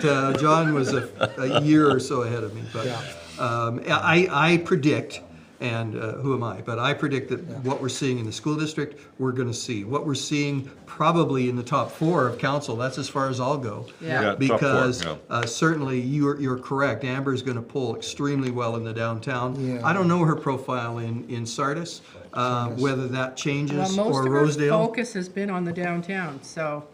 You So know? we'll see whether that translates, whether the name recognition is carried into other parts of the community. Be fascinating, and I think it doesn't matter to me at this point. We're going to be well served by a very solid council. Oh, yeah, I think. yeah. And that's great. It's great news for the community. Yeah. So we are looking to see if we've got any updates. I think Don's got something from Mission. I have a very good friend running for mayor there, who's the current mayor, Paul Horn. I hope he's doing well. Nice. Don, over to you. Thanks, Clint, and Merry Christmas. Yeah, Paul Horn is in. He has been elected, 66.7%. Your councillors in Mission: Jag Gill, Kent Herr, Carol Hamilton, Mark Davies, Danny Plekas, and Angel Elias. And we said this at the top of the show. We were with tongue in cheek that sometimes broadcasters, and it won't be me, but sometimes broadcasters make politicians. Former Global TV News anchor Steve Darling has been re-elected on the council in Poco, but Paul Horn has been re-elected as mayor of Mission. Back to you. Awesome news. And I know Paul won't be watching this broadcast, but just in case you are, Paul, congratulations. Paul and I go way back into supporting people with disabilities. And Yeah, that was if you just- can keep an eye on Surrey, I'd like to know if Bilal And I'd like Chima to know gets about in. Langley. Okay, Yeah, so- because he does a lot of work with our Indigenous nations out here. So we have a bit of an update, as you've requested. Don, over to you again. Okay, now we are looking at 18 of 25 polls for the mayor's chair in Chilliwack. And it is almost 3-1. Ken Popoff leading Ian Carmichael for the mayor's chair, 6,500 votes to 2,237. For councillors over the 5,000 mark, Jason Lum, Chris Clute, and Nicole Reed, followed by Jeff Shields, Harv Westering, and Bud Mercer. Mercer about 200 votes ahead of Amber Price, so we'll keep an eye on that one. School trustees, this is now 21 out of 31 reporting. Dr. Karen Bondar leading the way with almost 4,600 votes. Willow Richel, David Swanky, Margaret Reed, Terry Westerby, Richard Prosey, and Heather Moz. And just on the outside now, Elliot Friesen, Brian Van Garderen, Dr. Daryl Ferguson, Katie Jones, Barry Neufeld, Lewis Point, Greg Nelms, and Darren Ollinger. So reporting everyone from, it looks like Rosedale is now in, Landing Sports Center, Promontory, Greendale, and the FVRD, as well as Yarrow. So this one is one where you can call it 18 out of 25 if you want to call Ken Popoff mayor-elect, but that's why you guys are on the panel, and I'm just sitting here doing numbers. Back to you guys. Thanks, Don. I think it's pretty safe to say Ken Popoff is going to retain his seat as mayor, and that's good. I think most folks in Chilliwack would say that Ken didn't do enough wrong to get unelected, and he's he came into the mayor's chair, I think, at a time where there was a fair amount of controversy and upheaval on council, and he was elected because I think people saw him as that moderating voice, the person who could sort of quietly lead council forward. And I think to give him his due, he's certainly done that. There's been nothing that's jumped out about this council and controversy at the time that he's been mayor. It's a great, I think, tribute to the people that were there, including our friend Sue. But Ken did a good job, and he's being rewarded.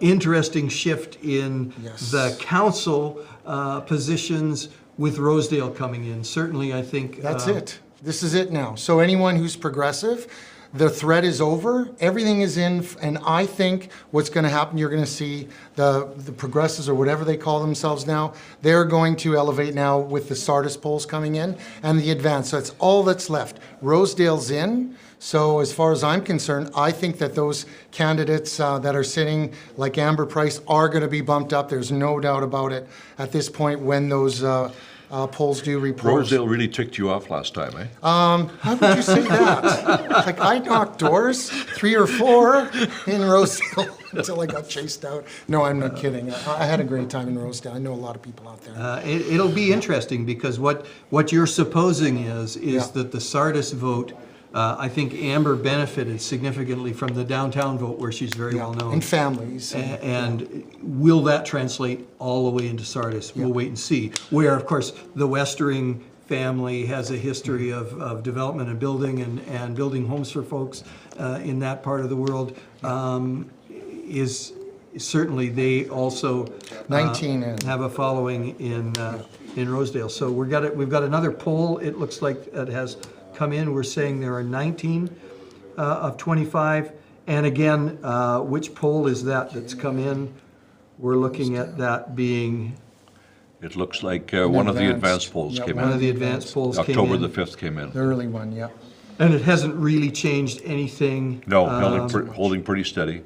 Holding pretty steady. I think there's a switch in Van Garderen and Elliott Friesen. That will be, I'm saying we're probably going to be in that kind of hold. Maybe it's the 6 and 7s that we'll be looking at as we move forward. But it is exciting. I can't imagine what's happening in those places where they're sitting at 6s and 7s. It's excruciating, as I mentioned earlier. I think you Ryan used that Coke. word. We may be switching to rye without the Coke at this point in time there. But you know what? And I'm gonna editorialize here. This is good news for the community because I think is there's some really good, solid people being elected to council. Yeah. It would appear at this point in time that while the one side of this issue on the school board will have a voice at the table, they won't have a really loud voice at the table, and some of the folks that have caused, in some respects, some of the loudest controversy seem to be being punished by the community. So that's an interesting thing. I think we're looking at Don again for an update. Am I correct there, Mr. Director? Over to you, Don. Thanks so much. Global News is now saying Ken Sim is the new mayor of Vancouver, and one of the mail-in ballot polls is now in. So with the Chilliwack race, with Ken Popoff, chillTV is now calling it. Ken Popoff is now mayor-elect. 7,154 votes to 2446. That is 19 of 25 polls that have now been reporting. For city councillor, 19 of 25, Jason Lum ahead with 6,300 votes, followed by Chris Clute, Nicole Reed, Jeff Shields, Harv Westering, and Bud Mercer in 6th place with 4,686 votes, and Amber Price with 4,436. So this is still the tight race. For school trustee, now 22 of 31 polling stations, polling machines rather, reporting. Dr. Karen Bondar out ahead with over 5,000 votes, followed by Willow Richelt, David Swanky, Margaret Reed, Terry Westerby, Richard Prosey, and Heather Maws. Heather Maws is about 100 votes ahead of Brian Van Garderen for that 7th and 8th spot, followed by Elliott Friesen, Daryl Ferguson, Katie Jones, Barry Neufeld with 3,500 votes, Lewis Point with 2,600 votes, and again, Lewis Point pulled out of the race earlier. Greg Nelms and Darren Ollinger is yet to crack 1,000. He has 836. So as we understand it, that polling machines that have come in, Greendale, Landing Sports Center, Promontory, Rosedale. We're still waiting on Sardis. Yarrow is in. Advance voting 1, which is October the 5th. That is now in, and the city mail ballots are in, and 4 of the FVRDs are in as well. Back to the panel. Wow. Thanks so much, Don. We've got a great interview coming up. Kelly is going to be speaking with what looks like a successful school board trustee, Terry Westerby. Kelly, over to you. Thank you. Terry, hi. Hi, Kelly. How are you feeling right now? The look on your face, it's feeling pretty good.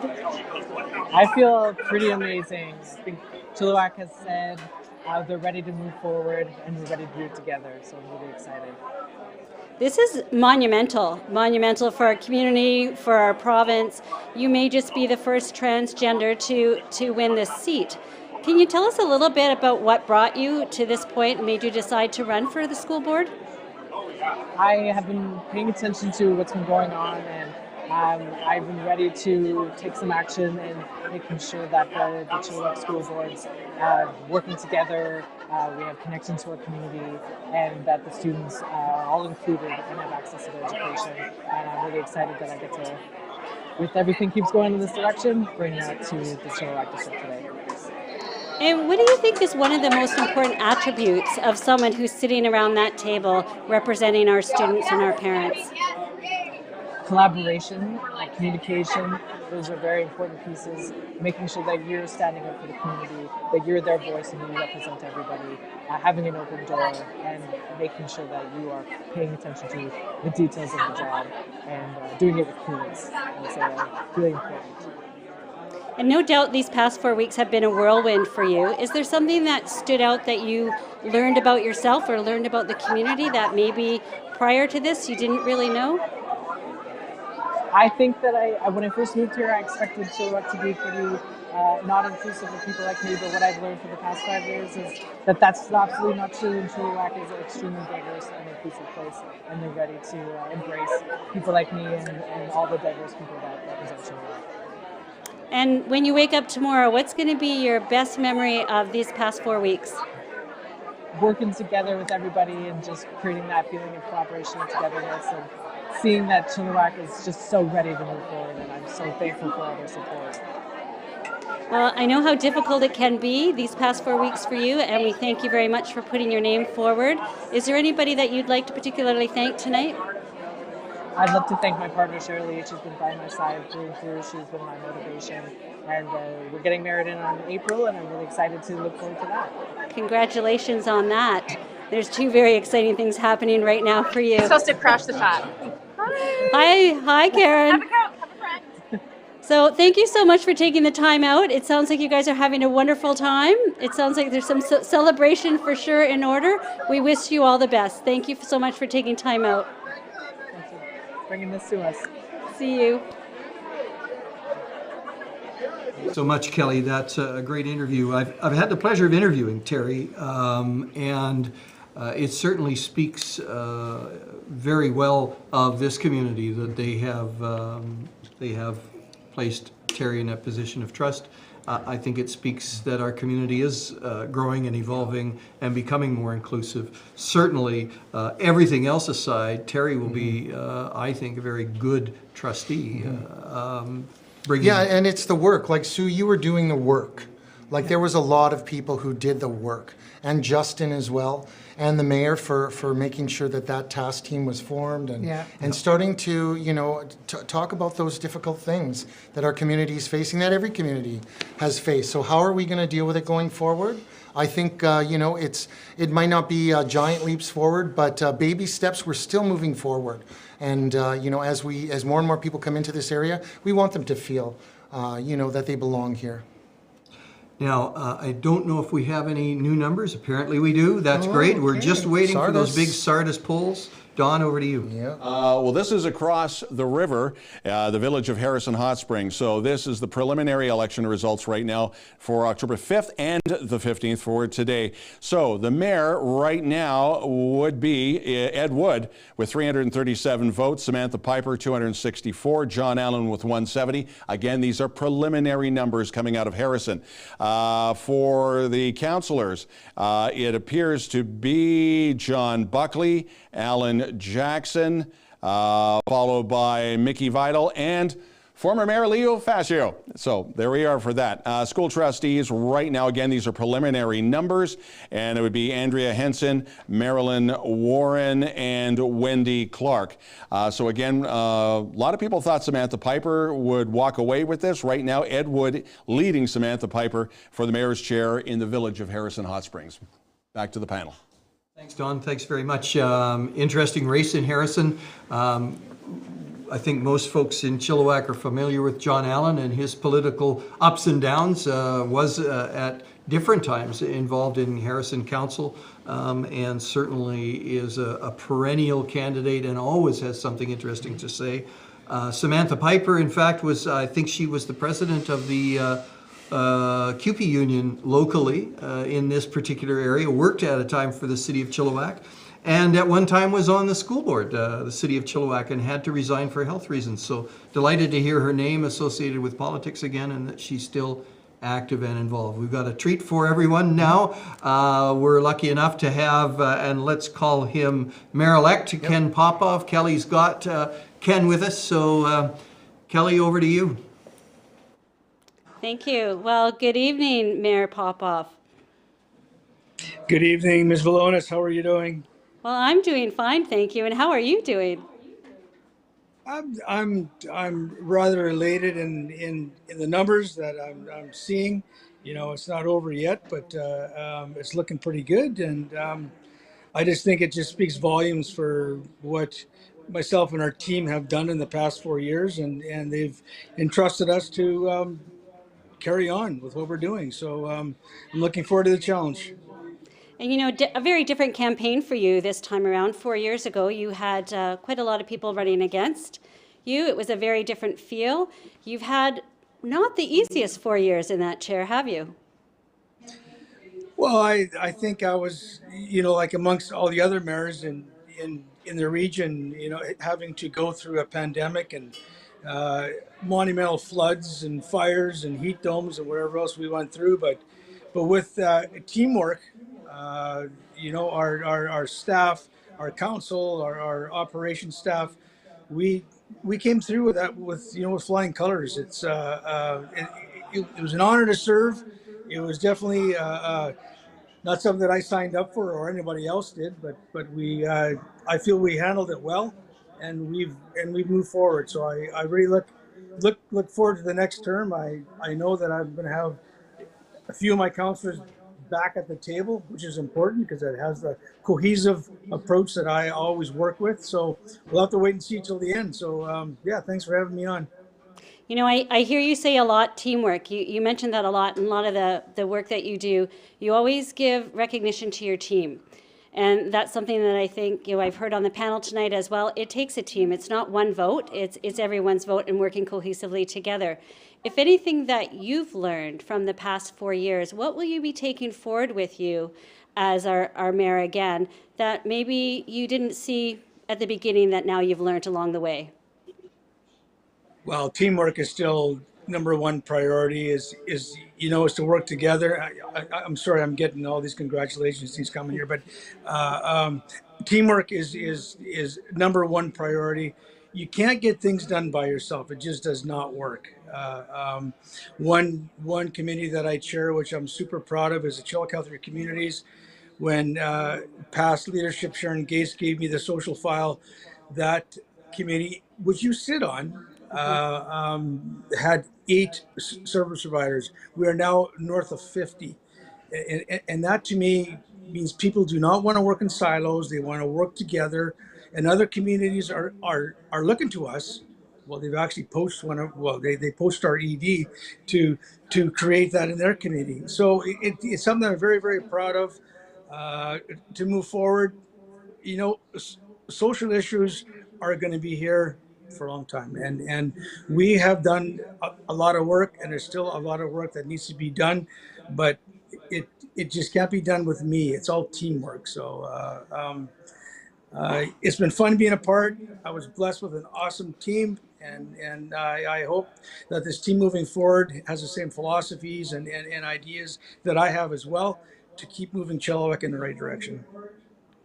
Well, that's great. And I think, you know, you've learned a lot along the way for sure with going through a pandemic, going through the floods. We've got emergency preparedness plans now in place.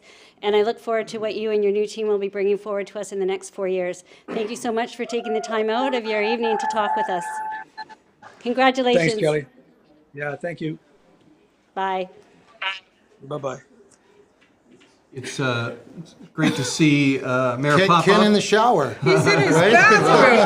What is he doing? Like he's in his cleaning up, bathroom? right? Clean up the town. I suspect, I want you to know, Your Worship, that I was not going to mention that.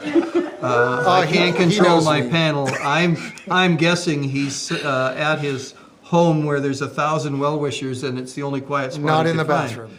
But it's, Have you heard of the garage? well, listen.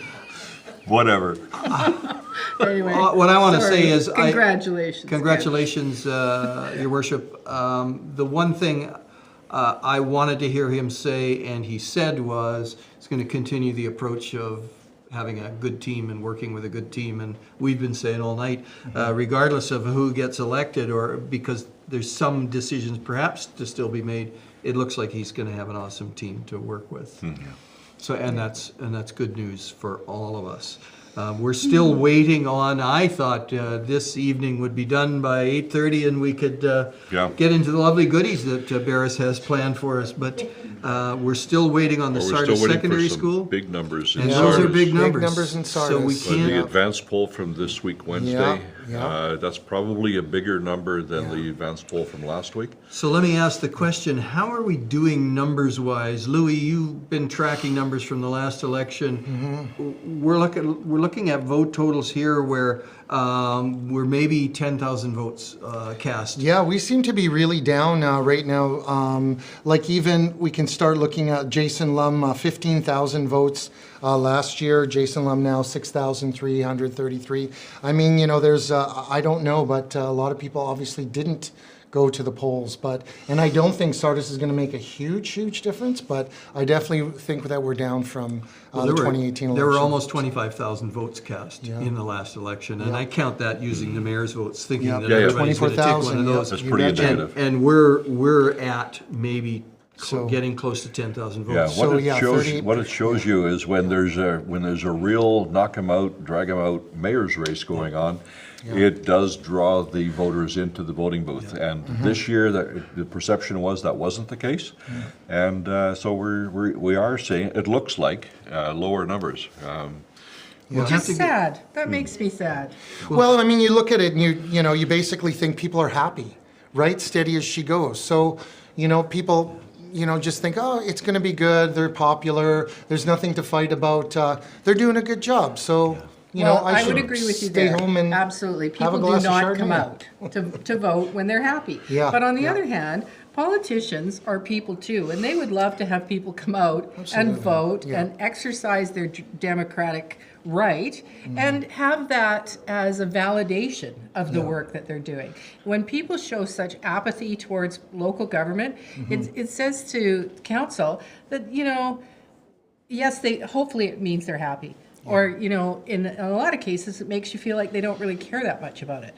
And really, local government is in the position to have the biggest effect on your daily life. On your lives, you're exactly Absolutely. right. I think in interviews I've done with the editor of our local paper, Paul Henderson, he put it this way, and I think it's a really good way to capture it. He said, if the federal government quit today, it would take us probably a month to realize it. If the provincial government quit today, it would probably take us 2 weeks to realize it. If the local government quit today, we'd know right away. And that's, but people don't see it that way. And I think it speaks to the quality of local governments, by and large. I mean, you think about the things a local government has to do every day.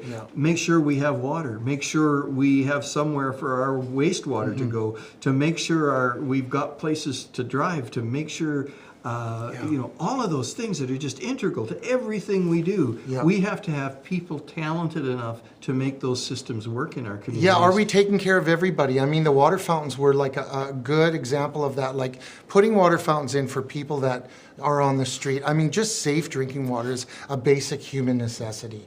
I mean, you know, obviously this government definitely can chew gum and juggle, and, you know, they've proven that. So, you know, why would people want to change? But it's I think people don't understand the complexity of a local government. And I think there's probably lots of councillors who don't or people running for council who don't understand that. And when you get elected as a new council member, and John and Sue, you'll both remember this. The first day it felt like you were drinking from a fire hose as you're trying to absorb that information. And in my day, you just tried to keep up. I think today they do a much better job of kind of doing orientations and those sorts of things. But in my day, things were moving so quickly, it was like drinking from a fire hose. These numbers are of interest to me. I was looking back at the numbers when I was elected the first time to City Council in 1990.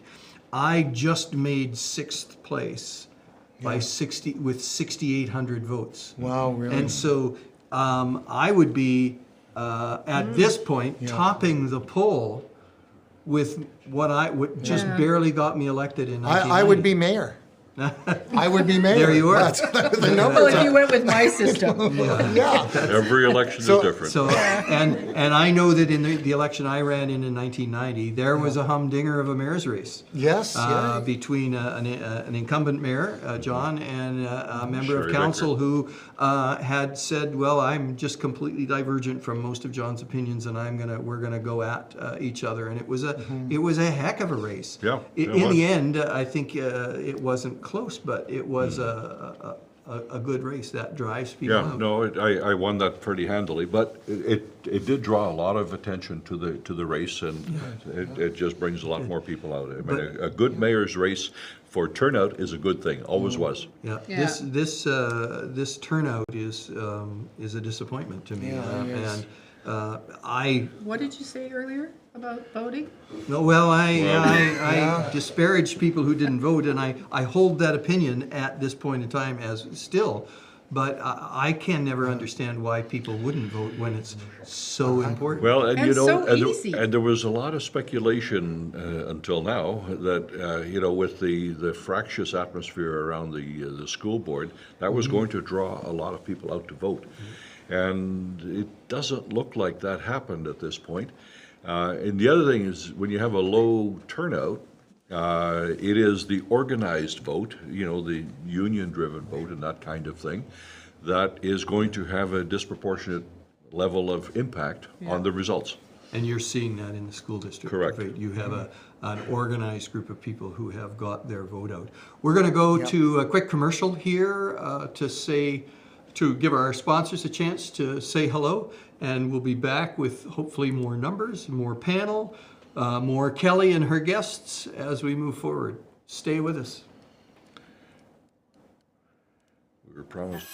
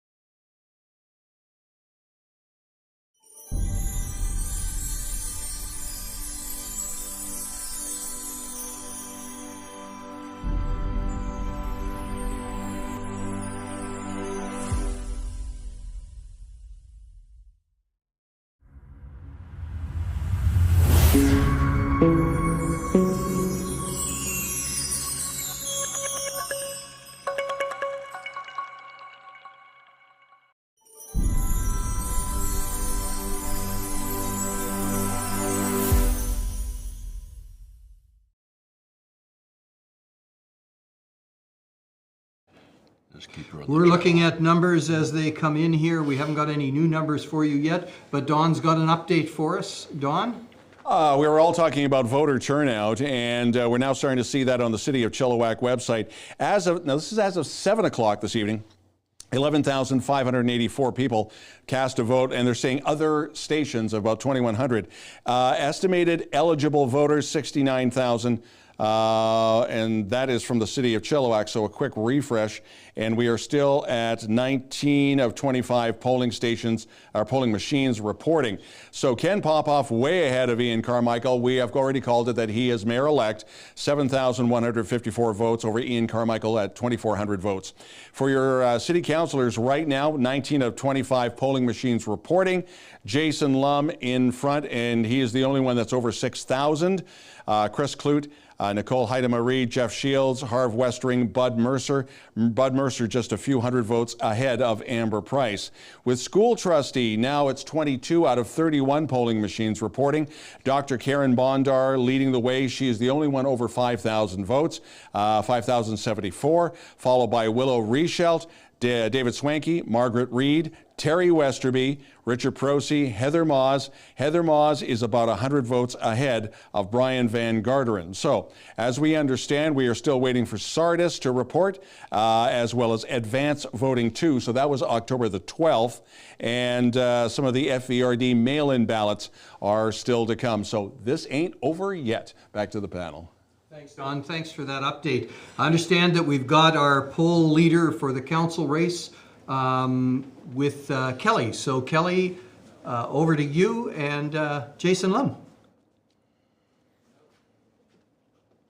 Not quite. Not quite. Apparently we haven't quite got that, but we will. So let me go back to the numbers that Don had suggested. We're looking at, they've already said there are about 14,000 votes cast, somewhere around in there. that neighborhood. Plus minus 14,000 votes cast. We're looking at then there being about 2,000 votes outstanding, a little over 2,000 votes outstanding in the Sardis polls. Is that where we would be, saying that we've counted? It seems to me between Sardis and the advance poll from this last Wednesday, there's got to be more votes than that. So maybe 5,000 votes outstanding? I'm not sure it would be 5. You know, maybe 3,500. In any case, you know, it's difficult if it's just a two-person race. Then you can probably predict those votes are going to split up the way they are. This is every one of those votes could vote for any person, so one council member could get 5,000 more votes. Anyway, I think I'm getting the sign that Jason Lum is with Kelly Velonis. Kelly, over to you. Thanks, Clint. Hi, Jason Lum. Hi, Kelly Velonis. How are you? How does it feel to start out in top and stay in top? Like the numbers that you have are unbelievable. It feels really good, but it just, you know what? It looks like a really great team of people. And, you know, as always, just very grateful to have the support of the people of Chilliwack. You know, it's interesting listening to the panel earlier and listening to Sue say about councillors really needing to be out there in the community and being seen and being involved. And I can say, Jason, one thing for you is that is you. You're that guy. When we were going through the floods, you were there. What do you think that makes you so popular with the people that they want to keep electing you? What is it that you bring to the table that people say, yeah, he's the guy that we want sitting around that table with that other group? Oh boy, I wish I knew that, Kelly, because I just bottle it and keep repeating. But you know what? I just I keep trying my best and trying my hardest, and don't forget where I came from. And that's the most important thing. Stay humble, stay connected, and just do your job. I noticed when you decided to throw your hat in the ring again this time, you said you were going to give it one more term. So can you explain to us what that means? What are we looking at 4 years from now? Well, I said one more term on council, Kelly, so I'll leave that to you. The next go around, I mean, we're celebrating obviously another term on council tonight, but I guess stay tuned. So you've got lots, you still have lots to give this city, and you've got lots of work to do is what I'm hearing. I love this city, and absolutely, even if it's not on council in whatever capacity I can, I'd love to continue to serve here. And obviously by the votes, this city loves you too. Jason, I'm so happy for you tonight. Congratulations. Hope you're enjoying your celebration. Is there anyone before we go that you want to just give a special thanks to tonight? Yeah, absolutely. I want to thank all these wonderful people that always help out. you know what? Campaigning is a family affair here at the Lum campaign, and it looks a little different this year than when we ran in 2011. But so many people that I'm so thankful always having my back and helping out all the time. So I love them all very dearly, and they're all family, and it's a wonderful feeling tonight because it's a celebration for everyone and all their hard work. Well, greatly deserved, so enjoy that feeling, and thank you for the work that you do for our city, Jason. Thank you. Good night. Thank you so much, Kelly, for that great interview. And Jason, I know you're probably watching. Thank you so much for the work that you do. Congratulations on topping the polls yet again. Sue's very happy for you. We're all very happy for you. It'll be great to see you working again, and I hope you retain some leadership at the regional district. I think they've benefited from your leadership as well. We got some more numbers, so we're going to go to Don. Don, give us an update. Okay, back to our friends over at Harrison Hot Springs. It's now official. Ed Wood is mayor-elect, defeating Samantha Piper and John Allen. The city councilors, or the village councilors rather, John Buckley, Alan Jackson, Mickey Vidal, and our good old buddy, Leo Fascio, is in. Now, we are looking at 22 of 25 polling stations now reporting. As we've been watching the last hour or so, Ken Popoff is on the verge of cracking 10,000 votes, 9,500 to Ian Carmichael's 3,300. chillTV has already called that Ken Popoff is mayor-elect.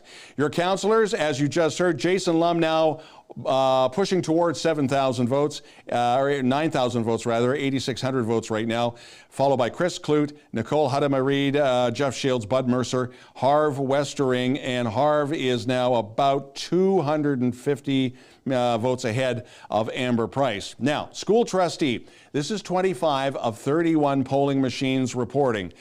Karen Bondar and Willow Richelt, David Swanky, and Margaret Reed all over the 6,000 mark, followed by Terry Westerby, Brian Van Garderen, and Richard Prosey, followed by then on the outside Heather Maas. And we are just being informed by the city of Chilliwack that we have some more. And just double checking, it's now 28 out of 31 polls for school trustee. So Karen Bondar, Willow Richelt, David Swanky, Margaret Reed, Terry Westerby, Heather Maas, Richard Prosey, and Richard Prosey is about 40 votes ahead of Brian Van Garderen. Followed by Elliot Friesen, Dr. Daryl Ferguson, K.D. Jones, Barry Neufeld with only 5,700 votes. Lewis Point has 4,200 votes. Lewis Point, in case you haven't been following, pulled out of the race. Greg Nelms and Darren Ollinger has finally cracked 1,000. He's now at 1,354. So we're getting close to wrapping this up, but it's still kind of close to call for some of these races. Back to the poll, or back to our panel. Thanks so much, Don. We're getting that 25 out of 25 polls have come in for mayor and for councillors. So we have the final numbers for the city of Chilliwack. Don, over to you. Give us those final numbers. Final numbers for mayor. We now have them. Ken Popoff with 12,028 votes. This is 25 out of the 25 polling now in. Ian Carmichael just over 4,000. So, barring a recount, your city councilors will be Jason Lum, Chris Clute, Nicole Reed, Jeff Shields, Harv Westering, Bud Mercer. Now, Bud is about 400 votes ahead of Amber Price, followed by Jared Mumford, Mike McClatchy, Deborah Suter, Brent Boker, and Craig Hill has just over 1,000. 28 out of 31 polling machines now reporting for school trustee. So we have so far Karen Bondar with over 8,000 votes, followed by Willow Richelt, David Swanky, Margaret Reed, Terry Westerby, Heather Maas, Richard Prosey. Now, Richard Prosey is still about 40 votes ahead of Brian Van Garderen. So again, we still have a few more polling stations to report. The same for Elliot Friesen. He's now at 6,500. Then Dr. Daryl Ferguson, K.D. Jones, Barry Neufeld with only 5,700 votes, Lewis Point with 4,200, Greg Nelms, and Darren Ollinger. So according to the City of Chilliwack website, we are still waiting for Cultus Lake, and that's about it. Everybody else is in.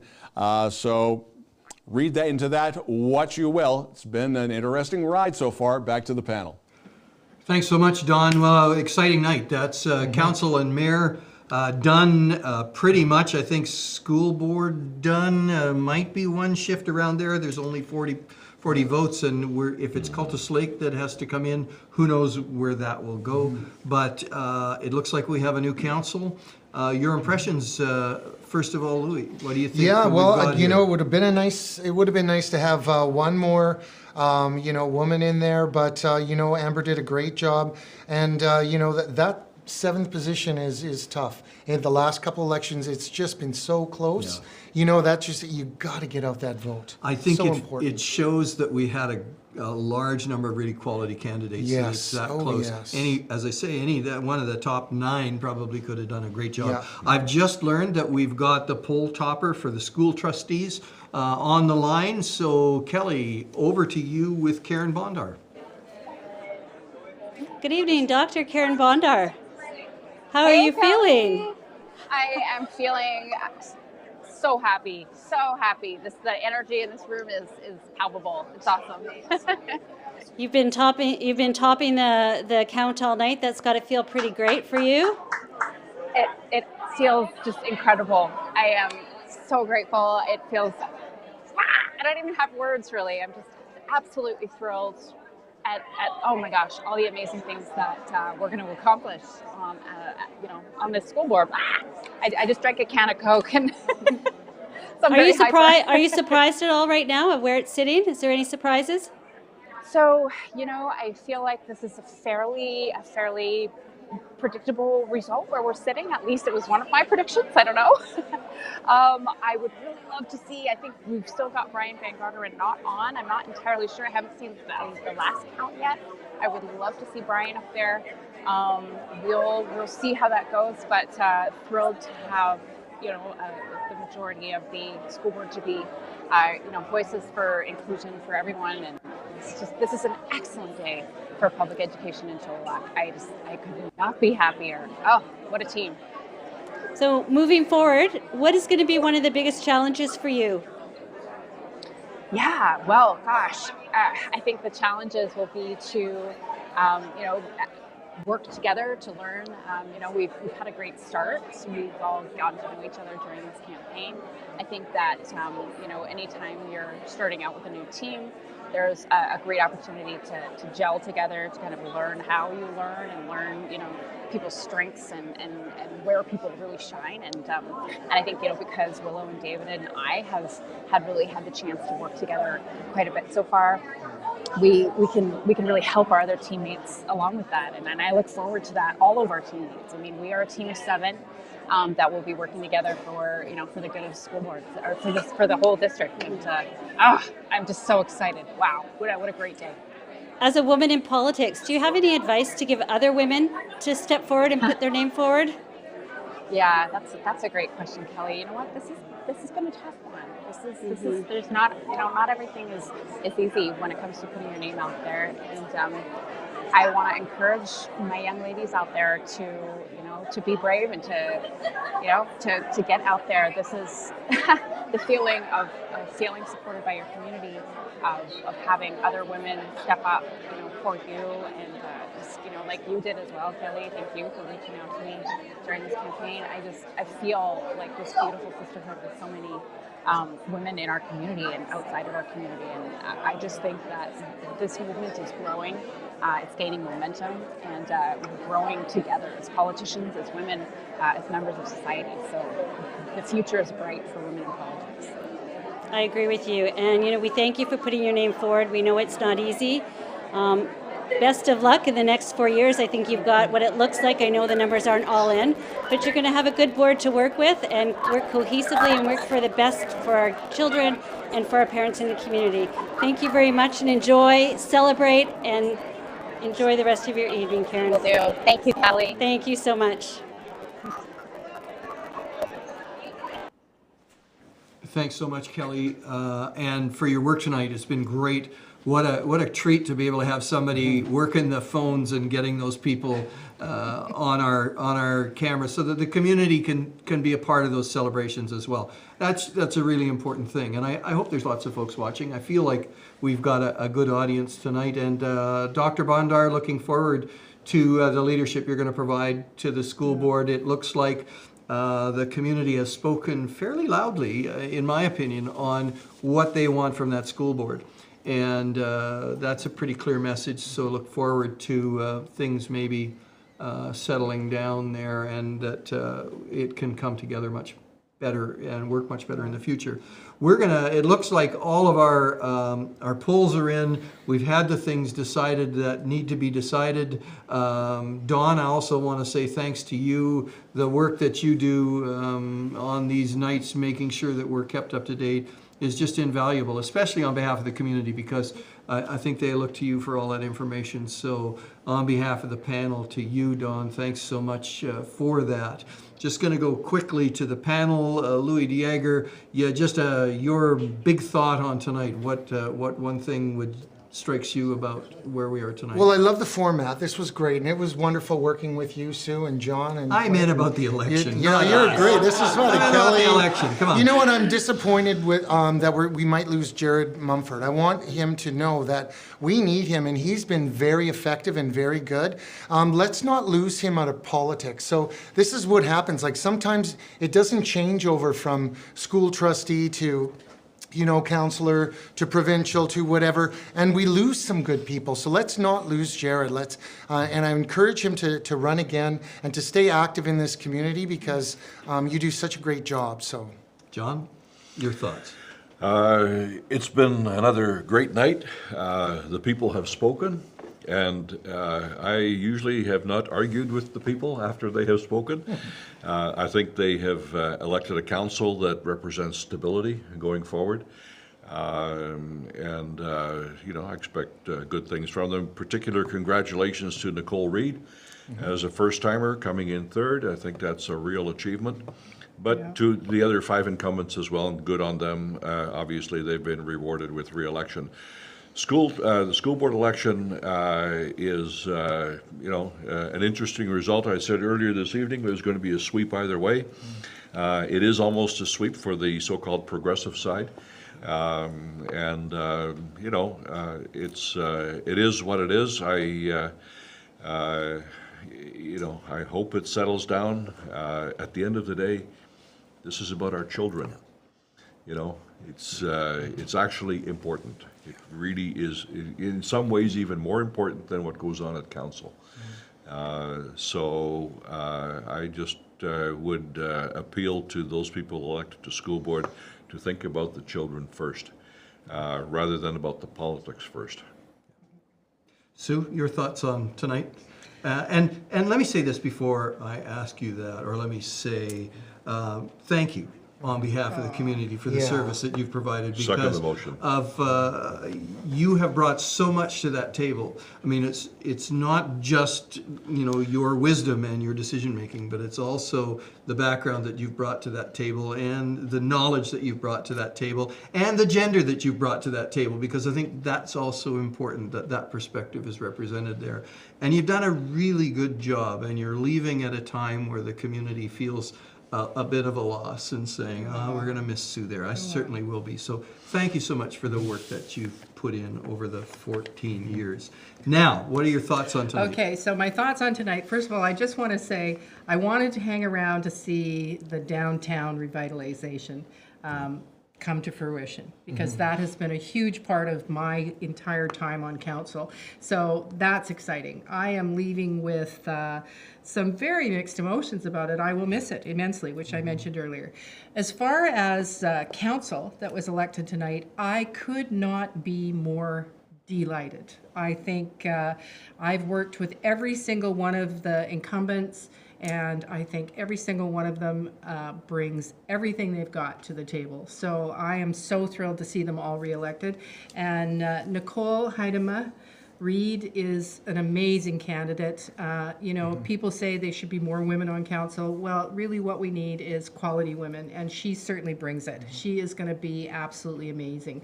It's not about the number of women, it's about the contribution. So, yeah. Well, I agree, and my thoughts are we're going to be well served on in both areas. We're going to be well served by an experienced mayor who's got a very moderate hand on the tiller. We've got a great council. We've got a school board that I think's been given a pretty clear direction here. The message that I'm getting from that school board election is it's important to have different sides of issues debated, but in a way that's respectful and in a way that in fact moves the agenda forward, not in a way that is so divisive that, and that goes to both sides of that issue. I think this is a message to from the community that says, let's move forward and let's find a way to work together. And that I think is the message that's been delivered. So what a great night. Thank you, Louis, John, Sue. I've had a ball. I hope folks watching have had a ball as well. We certainly enjoy doing this and being able to be a part of the action. I think it's because we're all politicians that we feel like this once every 4 years we get to be sort of in the action a little bit. Yeah. I know I feel that way. I miss it at times, but we're delighted that we can play a role. I also want to say thanks so much to chillTV, Barris and Wayne. This is an amazing public service, and I know that this is near and dear to your hearts. You don't have to do this stuff, but you do it because you care about the community the way we do. So thank you for that. And also to the Waterstone Law Group, stepping up and saying we want to be a part of that. We want to make sure this kind of stuff happens. So thank you to you guys as well. So from all of us here at chillTV, Chilliwack Chooses 2022, thank you so much for watching.